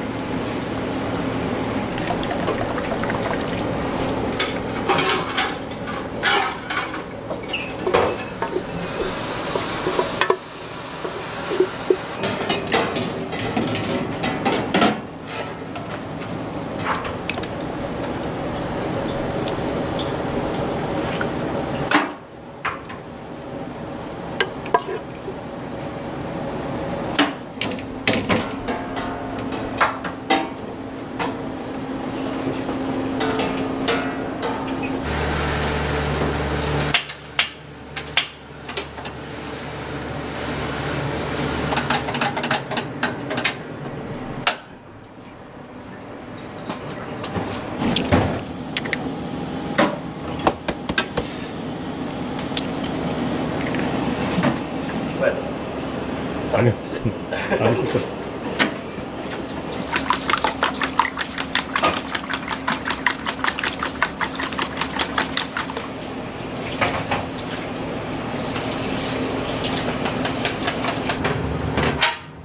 食食べに来てくれるお客さんがだいぶもう3分の1、4分の1ぐらいになっちゃったんで、テイクアウトに次力入れて自分らでもポスティングしたりとかできることをね、お持ち帰り宣伝みたいなのすごいしていって、はい、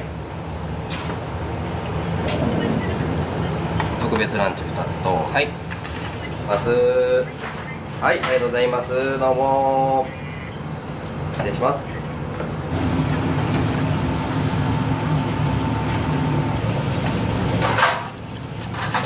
デミグラスソースもそのまま作ってすぐ出すよりやっぱり1日寝かした方が美味しくなります。味がちょっとまとまるというマイルド。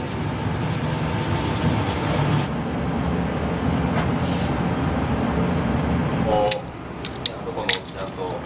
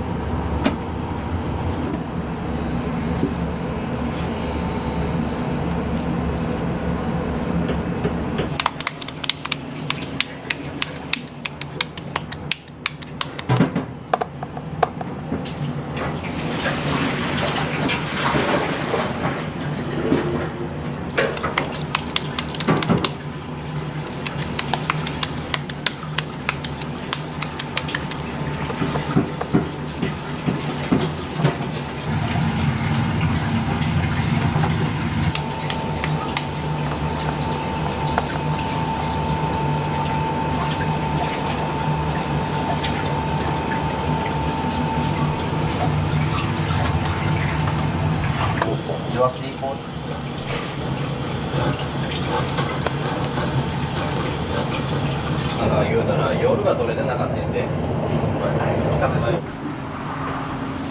おはようございます。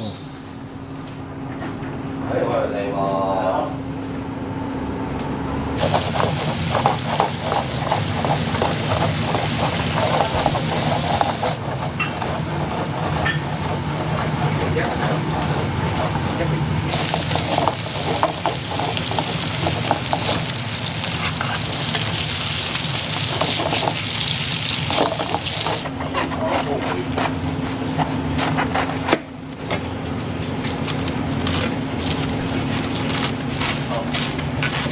昆布何種類目の？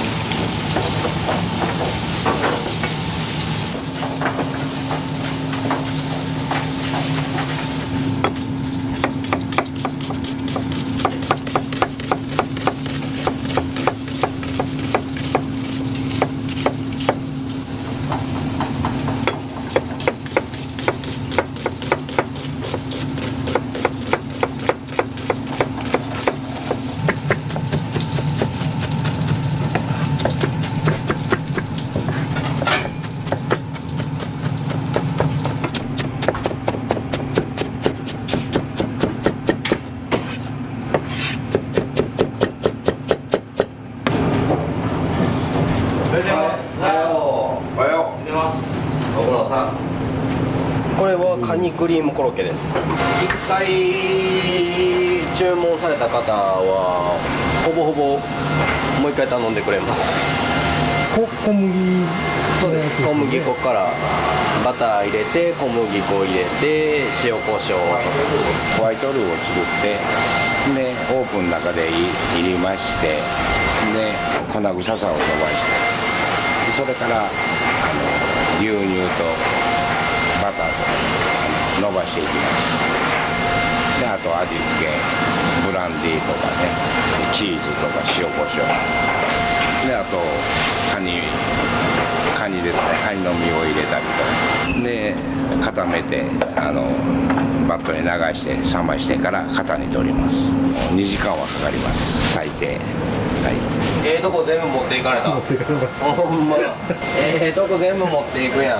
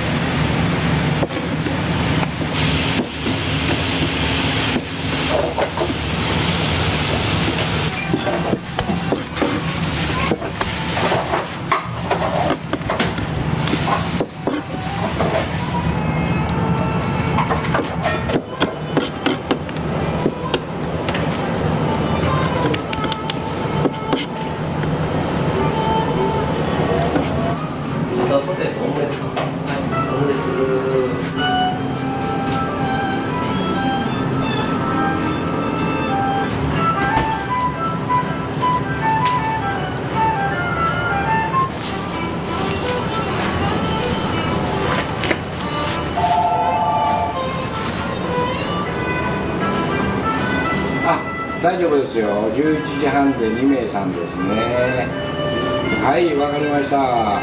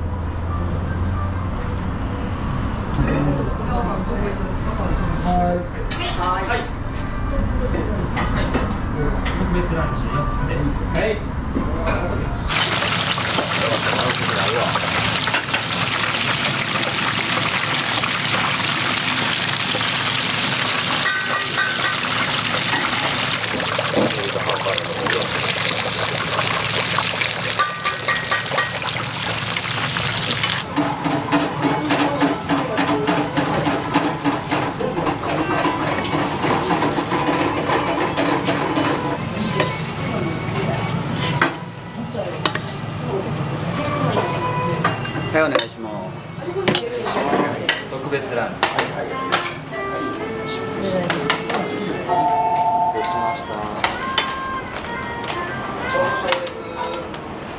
はい、いただきます。おいしいよ。まあ、有名やから。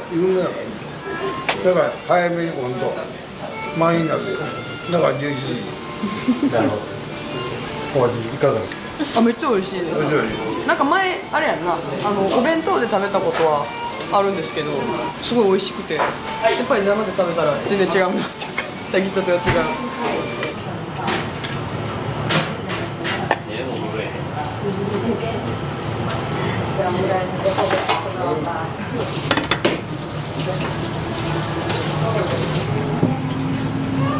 これも OK か。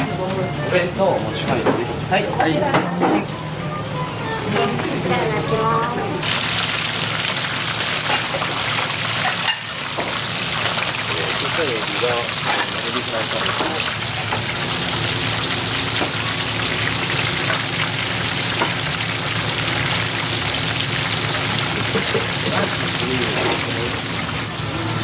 い。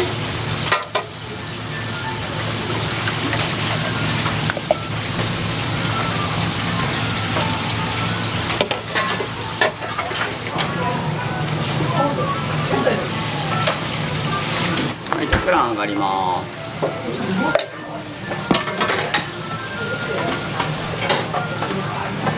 お待たせしました。ご飯少なめ。少なめで、はい。美味しかった。エビフライが特に好きやから。まさかこんな大きいと思えへん。びっくりくらい。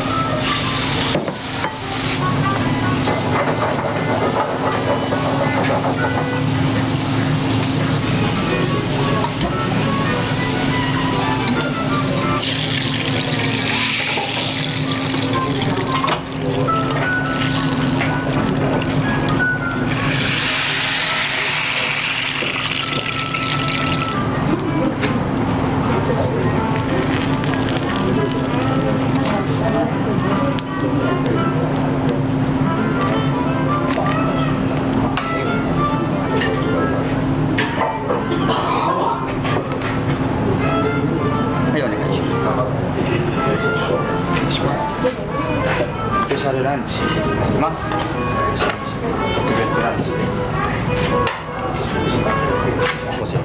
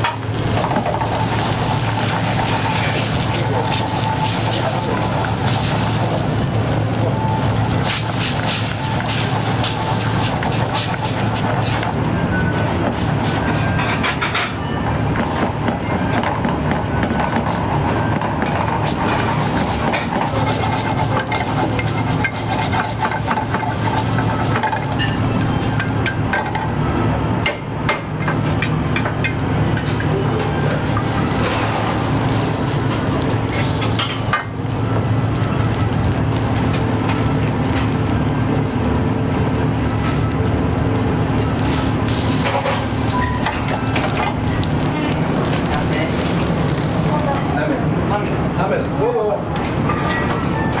幸せ。はいどうもこんにちは。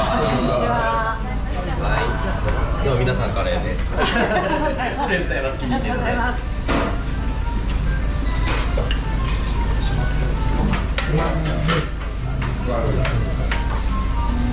カウンターで食べてる時に、なんかご飯だけがお腹いっぱいでちょっと進まなかったんですよ。そしたらカレーのルーをパッてかけてくれたんですよ。もうすごい感動してカウンターでね、ですってスカーッ食べれて、で今度カレー食べに来てねって声かけてもらってで。なんか来たんですよね、カレー予約して。カレーが美味しくて、ファンで、スタッフの人のファンで。テキパキしてるしね。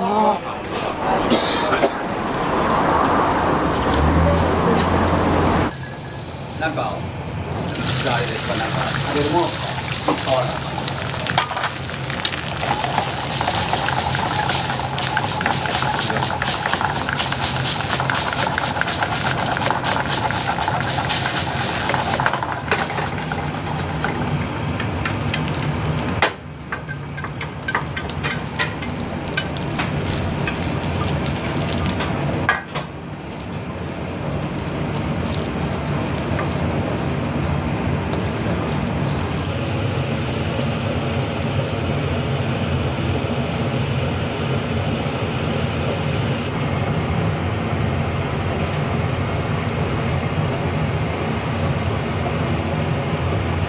お待たせしました。2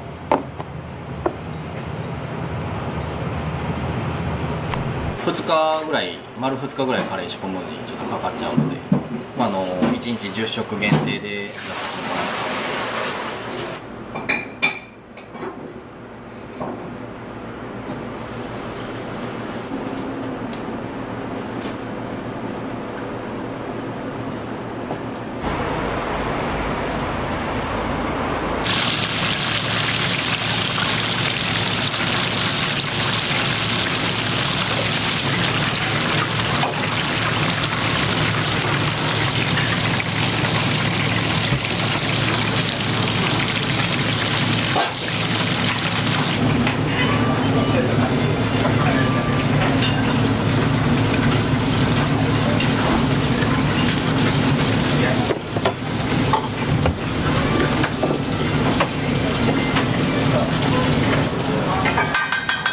はい、特別ランチ。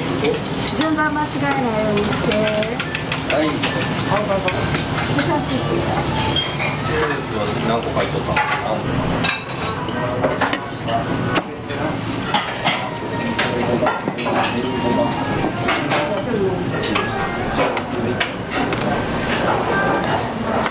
すごい。うまい。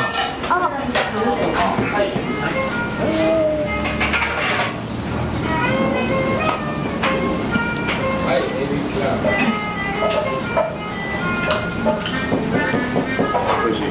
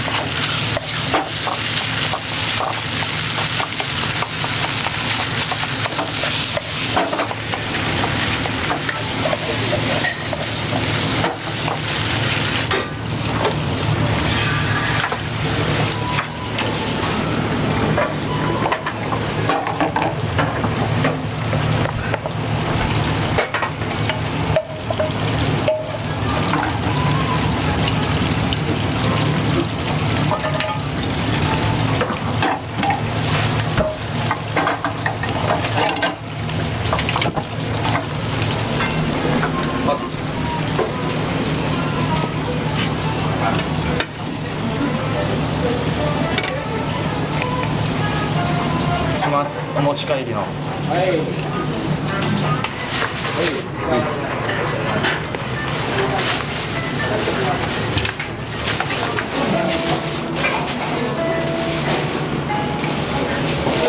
い、ランチャーあります。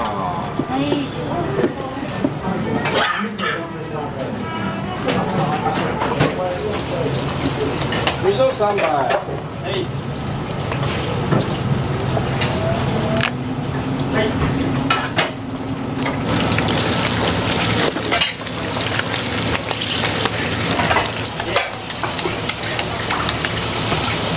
はい、ナイス。5番さん。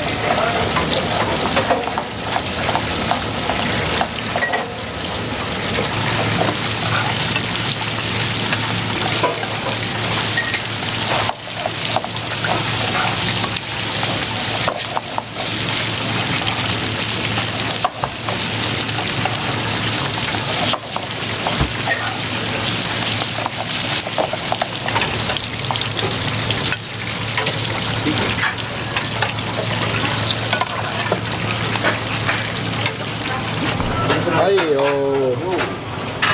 です。スープ OK です。はい、エスランオール3。はい、コースのセットも OK です。はいよ、これ。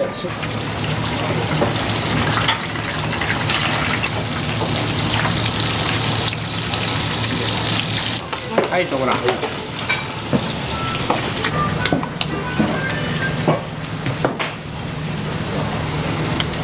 い、スペシャルランチ。ごめんなさい、今日もランチ。ご飯普通です。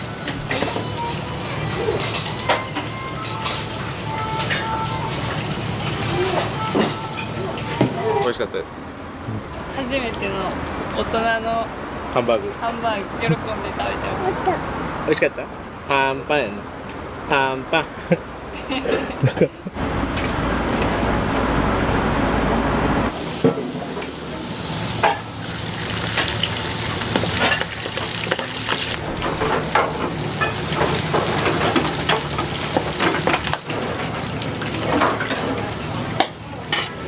はい、ありました。は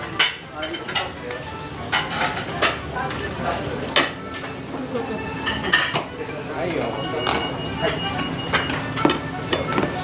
ここご覧ので完成だ。はい。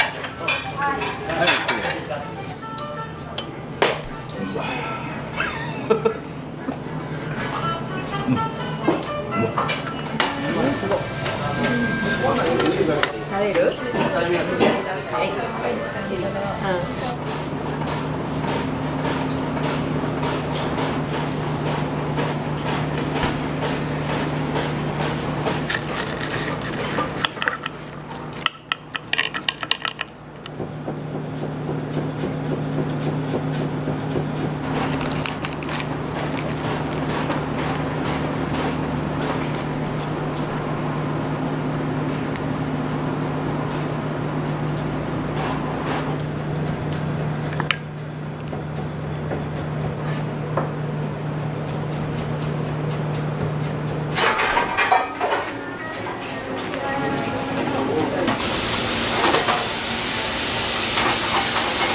ありがとうございます。どうも。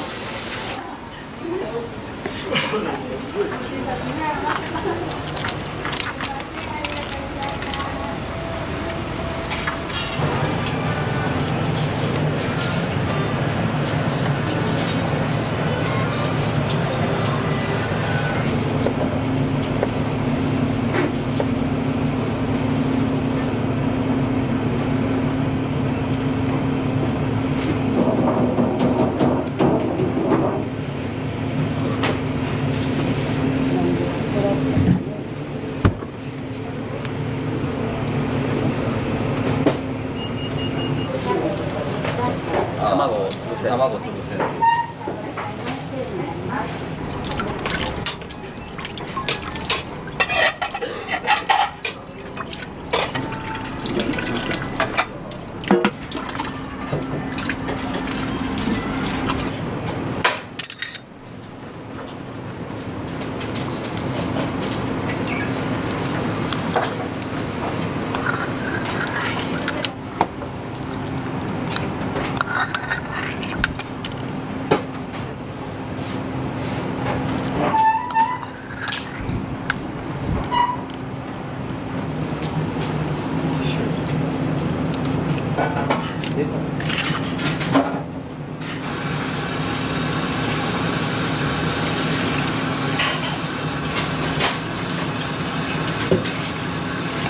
まあ、ほんでもうお店のね、もう OK です。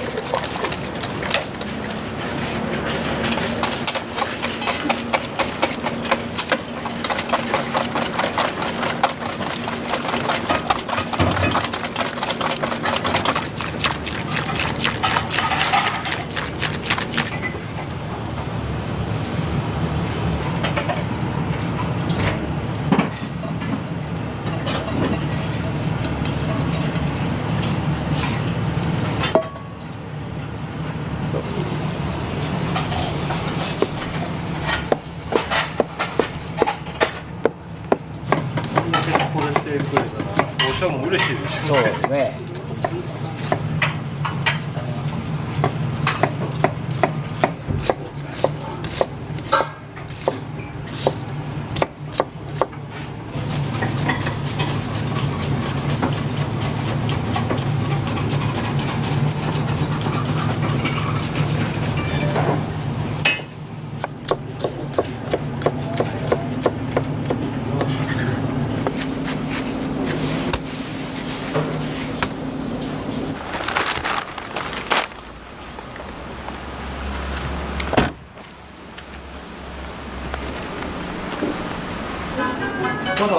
いえいえ、全然大丈夫です。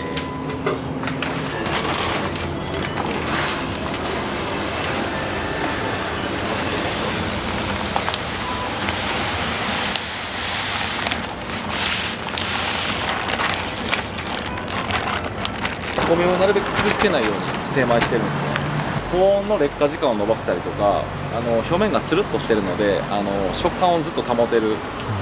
矢野さんにおろされてるお米の特徴とかあるんですか？やっぱり矢野さんは養殖とのことで、やっぱりご飯かなり出ると。でやっぱりこうエビフライだったりハンバーグっていうのを引き立てるような甘みがあるけども、しっかりとした食感でも硬くなく喉越しがいいようなイメージでブレンドしてます。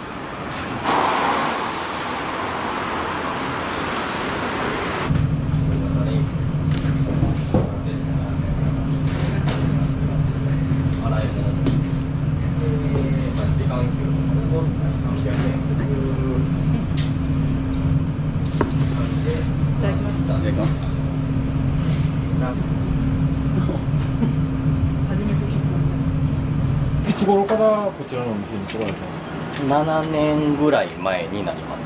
で親父が15年前ぐらいに脳梗塞してで急に倒れちゃったんで、もうそれでもう南の方で飲食店店長でやってたんですけど、そこから急にちょっと実家の方がちょっと親父もいないので回らないと、お店の方が回らないのでちょっと帰ってきてくれへんかっていうのを、親父からじゃなくてお母さんとか妹から帰ってきたってくれへんか、親父はそういうのあんまり言わないんで、周りからちょっと帰ってきてくれへんかって言われて、で今に至るって形です。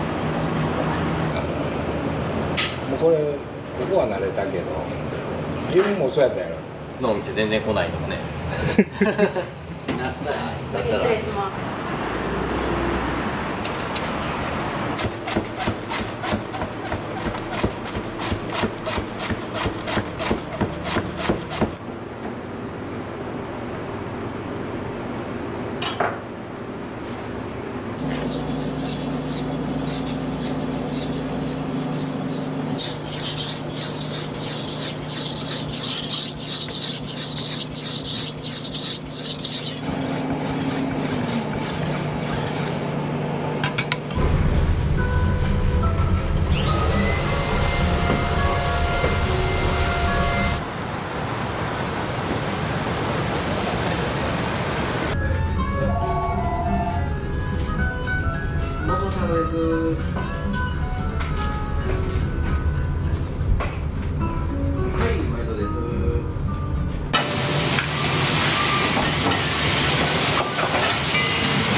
ハンバーガーにはクラン1これをクラン1とエスカレー1なんです。はい、口が上がってるよ。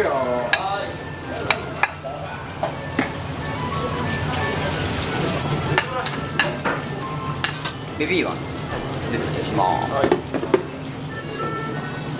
ご飯はどうしようか、あとか、さっき聞いてあげて。はいよ。はい。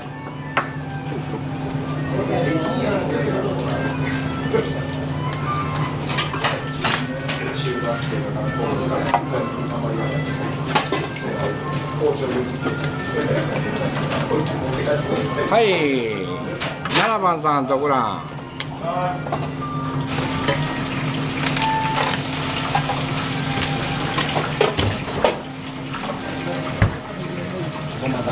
はい、OK です。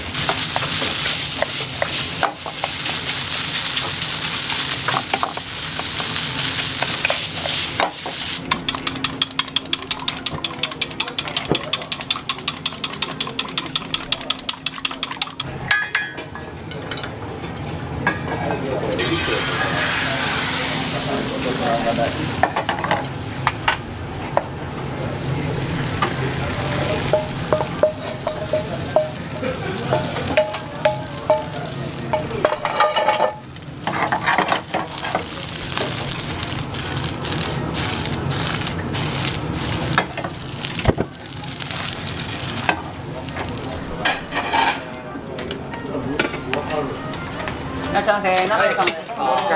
初めてうまいこと言ったな。ほんまよ。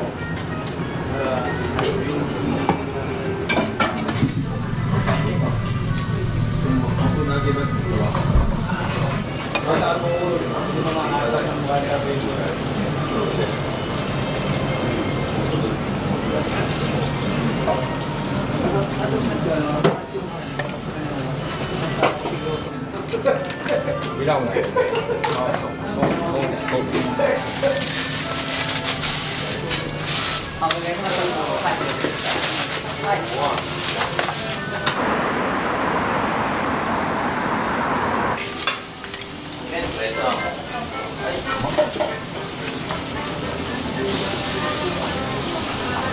このお店のいいところってどんなところですか？いいところは、まあ、マスターが40年間作ってたので、そのつながりがあるところですかね、いっぱい。でもチーフとマスターがよく喧嘩してますそれは面白いですね。はい。いつ頃からここで働いてらっしゃるんですか？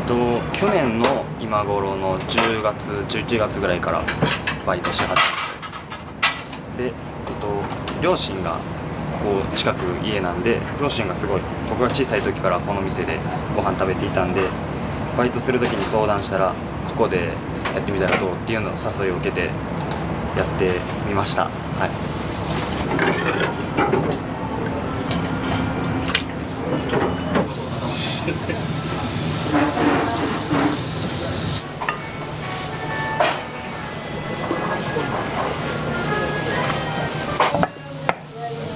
はいよ。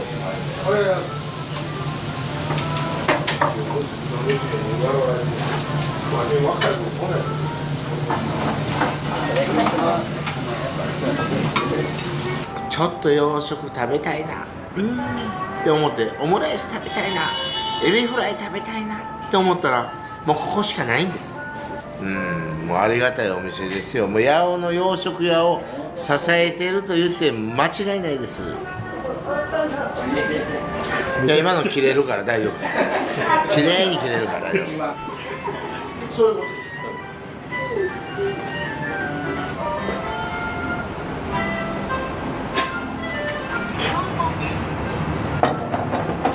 カツカレーは？はい。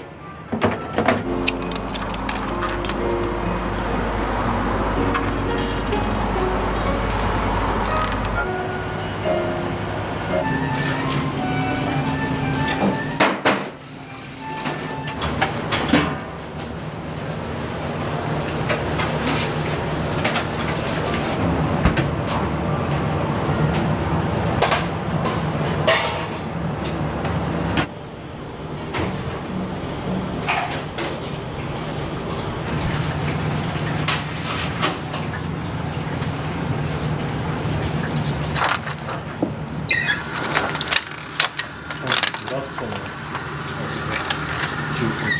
定食いきます。はい、お願いします。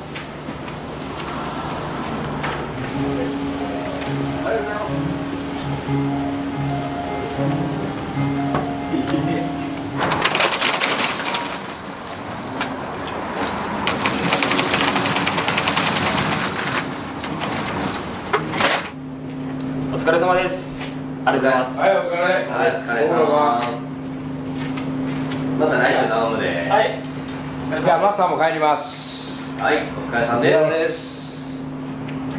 足元気をつけて。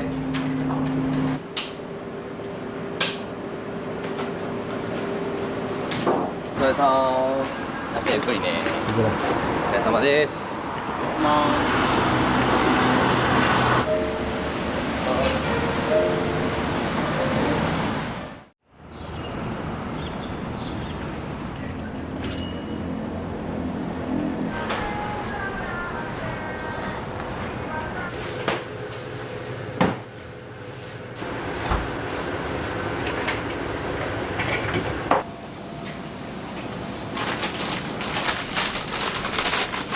朝はどういった準備からスタートなんですか？もう一応市場から買い出したものを全部やって、一応まあお弁当の食材と、あとは店の陳列用のおかずとかを朝から全部作ります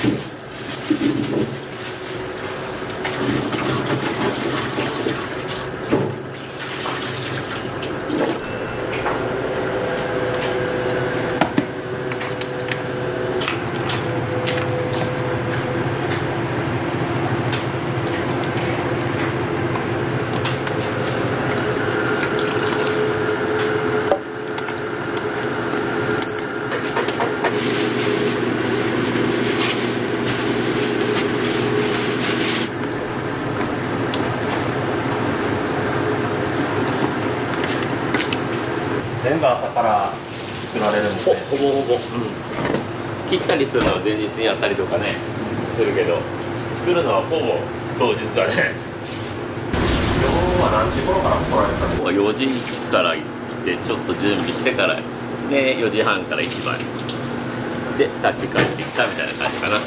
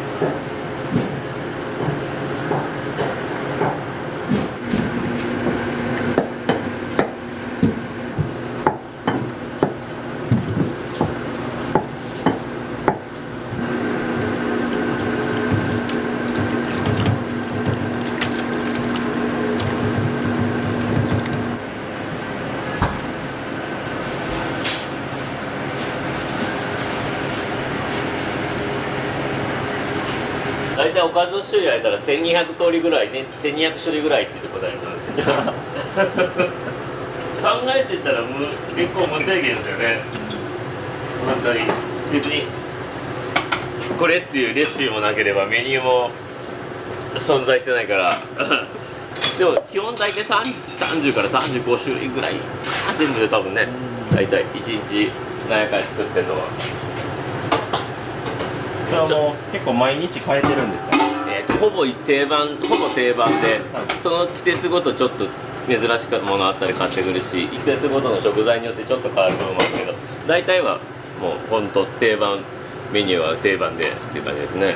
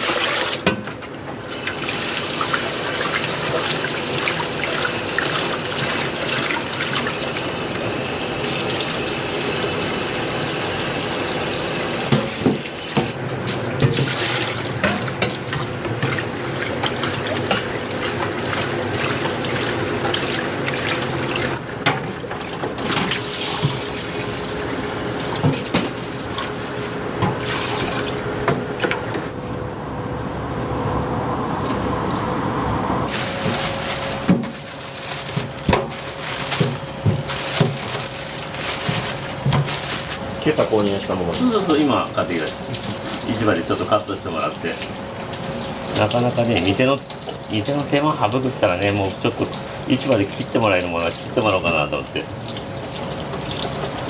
8時回転ですもんね。そうそれで8時回転だからねよく間に合いますね。まあでも8時からね来てくれる人もいるから、なるべくある程度のものはね出し切ろうとしてやってるけど。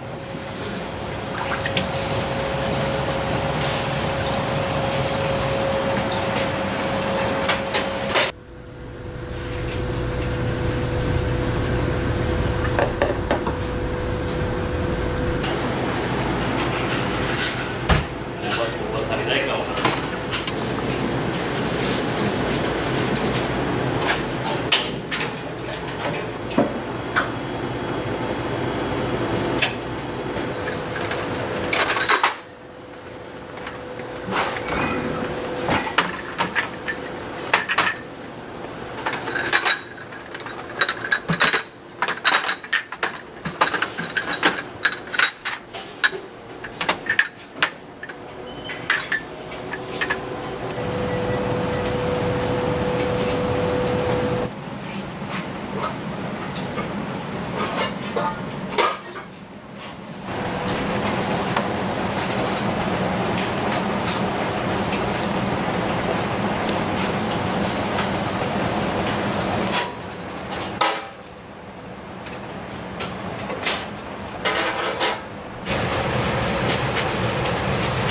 げそうだったら教えてください。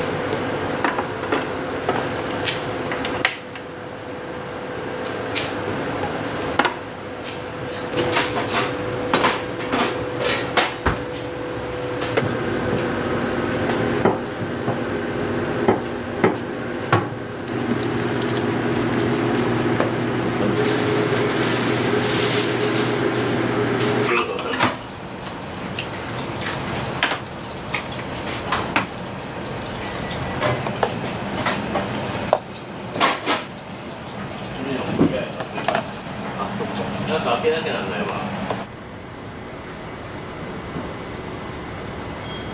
風は取ってないですか。大きいのはあれ途中で10時40分の春か。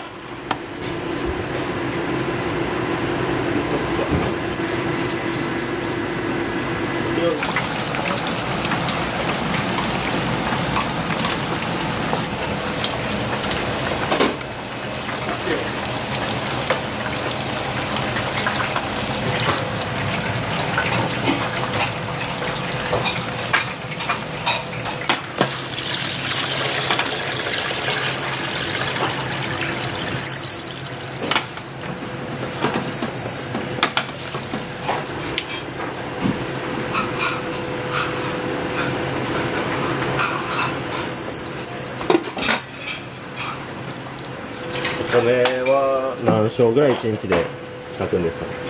何升ぐらい。平日40升、土日で60升ぐらいかな。升で言ったらそんな感じだな。すごい量ですね。お弁当もやってるからそのぐらいいってんじゃねえかな。1グループで3ぐらい。お弁当の用意です。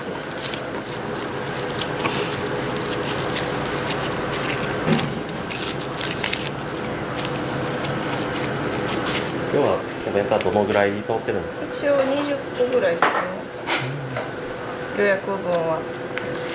今までで予約マックスは100個ぐらいかな。100個ですか？100個、でも当日にもお弁当入るので、そう大変ですね。すごい大変です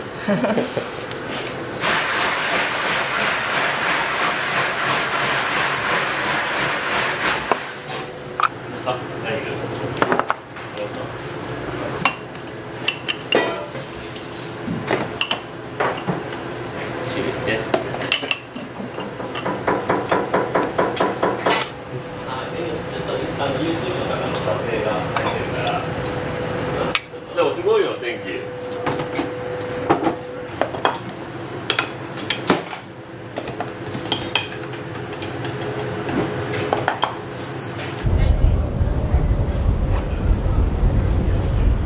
豚鶏一日よろしくお願いします。じゃあオープンします。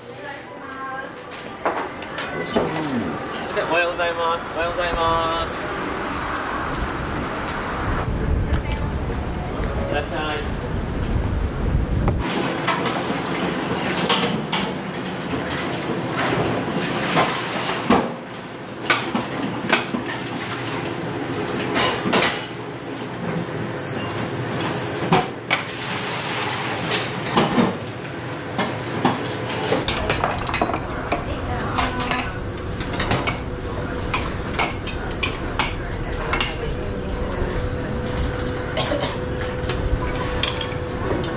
カレーも炊けました。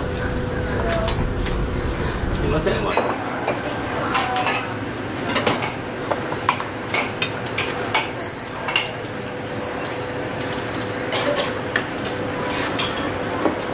カレーも炊けました。すいません、お待たせ。いらっしゃい。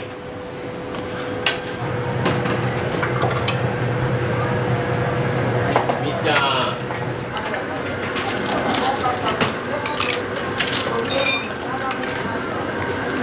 モーベル。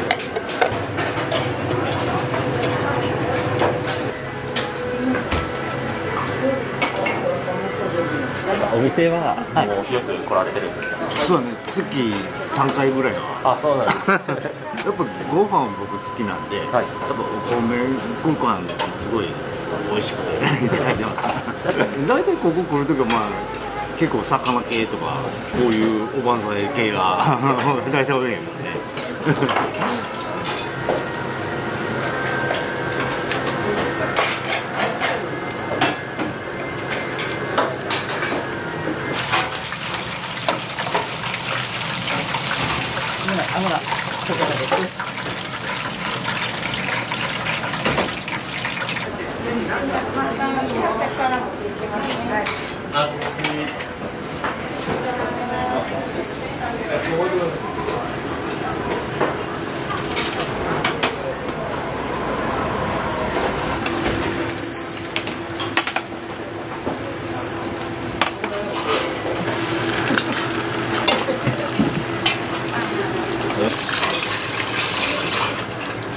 でもずいぶんなんか知らない人も増えましたよね、やっぱね、この頃。あ、いらっしゃい。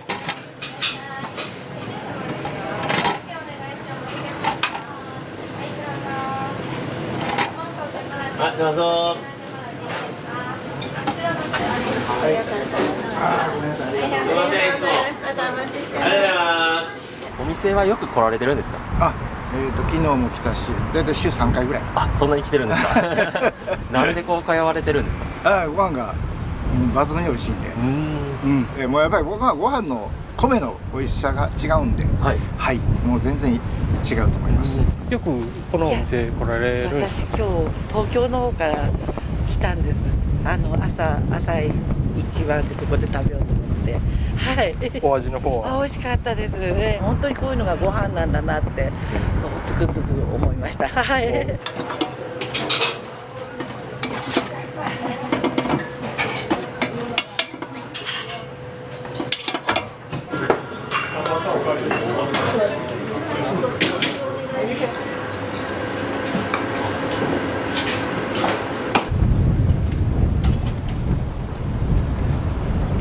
ちがいいですか？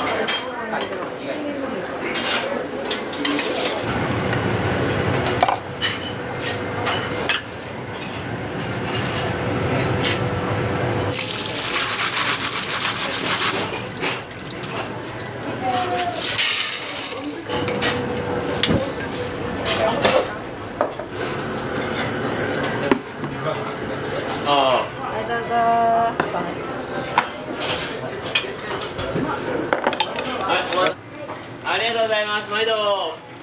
園内でとんかつ弁当一つ伺ってます。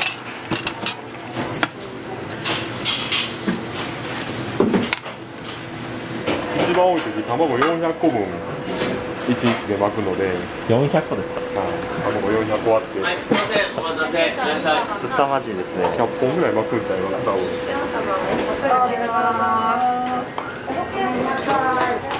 おネジの入ったのがこのデジになります。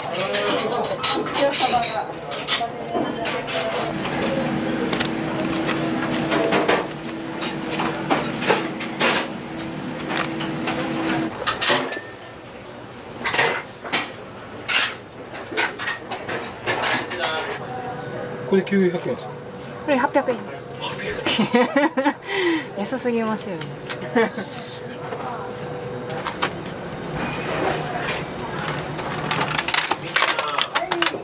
お米3個ぐらい。わかりました。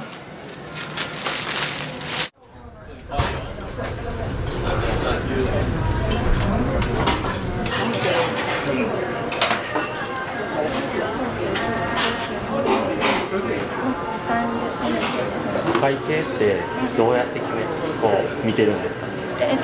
今は昔はねお皿で決まってたんですけど値段が今ちょっとお皿の種類が少ないから内容で変わるんですね。はい。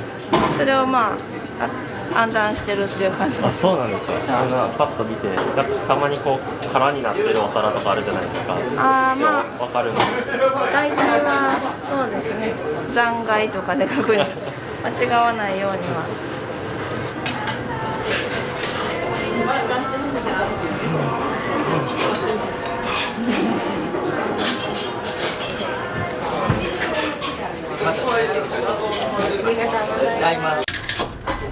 はい、お待たせ、いらっしゃい。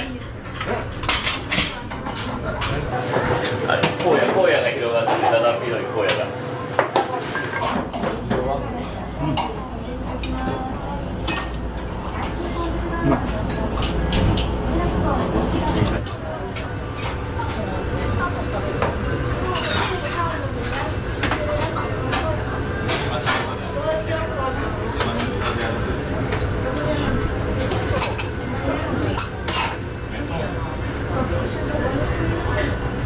卵とか食べれる？食べれる？ありがとうね。ちょっと待ってね。すいません、お待たせして。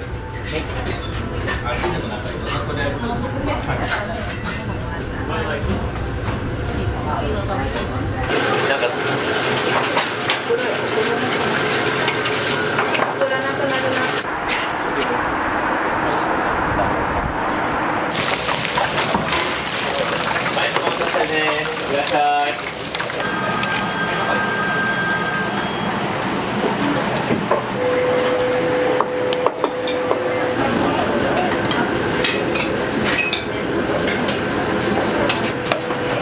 まだお弁当のご飯ってあるの？あるの？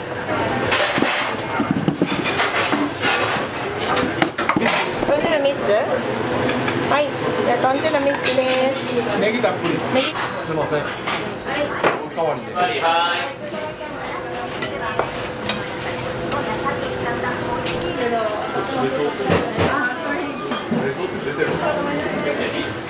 これとこれと私あと大根おろしにしようかなって。だってこんなに作らせてるんですね。すみません、ありがとうございます。飲んでるよ。カレーちゃんにしよう。カレーのカレーちゃんにしよう。カレーのカレーちゃん。取られへん。どれが美味しそう。やっぱね、個人的にはこれ。ありがとうございます。大丈夫だ。大丈夫。味噌汁は。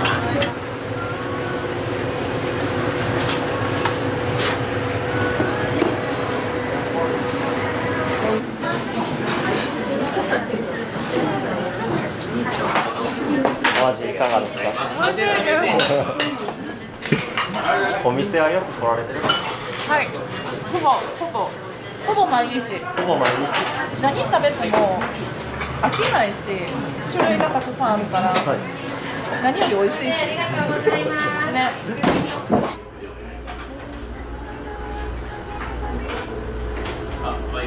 これなんか伝え方が。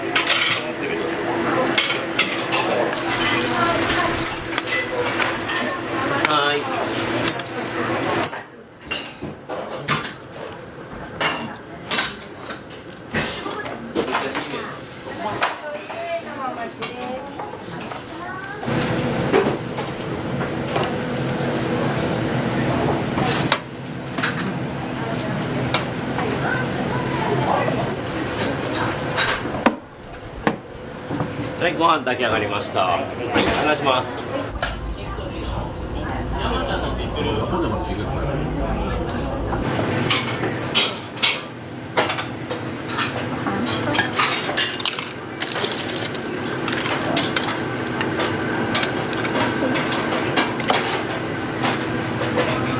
はいどうぞ。どうぞ。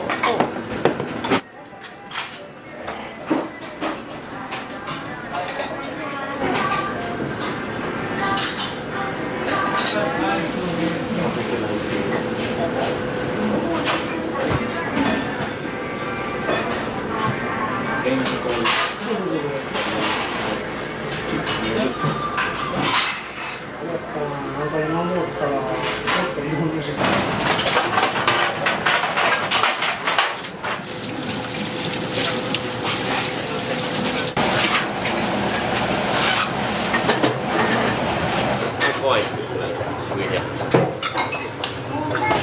い、お待たせ。はい、お願いします。はい。おかわり。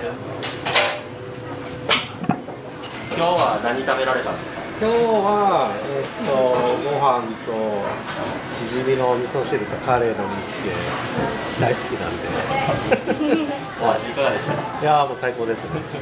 もうすでにまた来たいです。ありがとうございます。また来ます。ありがとうございます。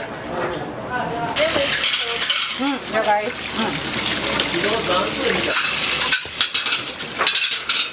くないの。緊張します。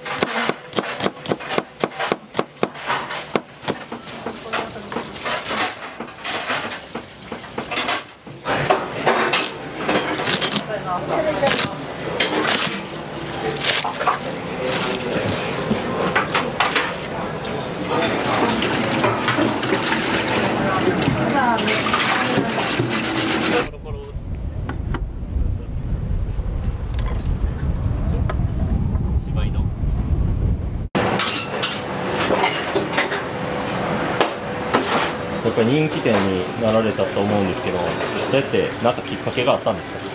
来てくれてるお客さんがどんどんお客さん広げていってくれた感じで、人が人を呼んでくれて、で僕ら何もしてないからね、本当楽しいですよ、私も毎日いろんなお客さん来てくれはるから、遠いとこは北海道のお客さんやし、沖縄の人もいてはるし、ありがたいですね。もう長いんですか、来られて？もう10年どころじゃないです。そうなんです。お兄さんとのお知り合いで。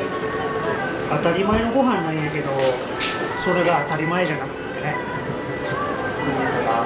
そのワンランク上の幸せだと思ってる。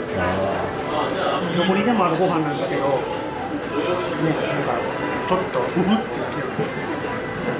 実家じゃないですか。安心します。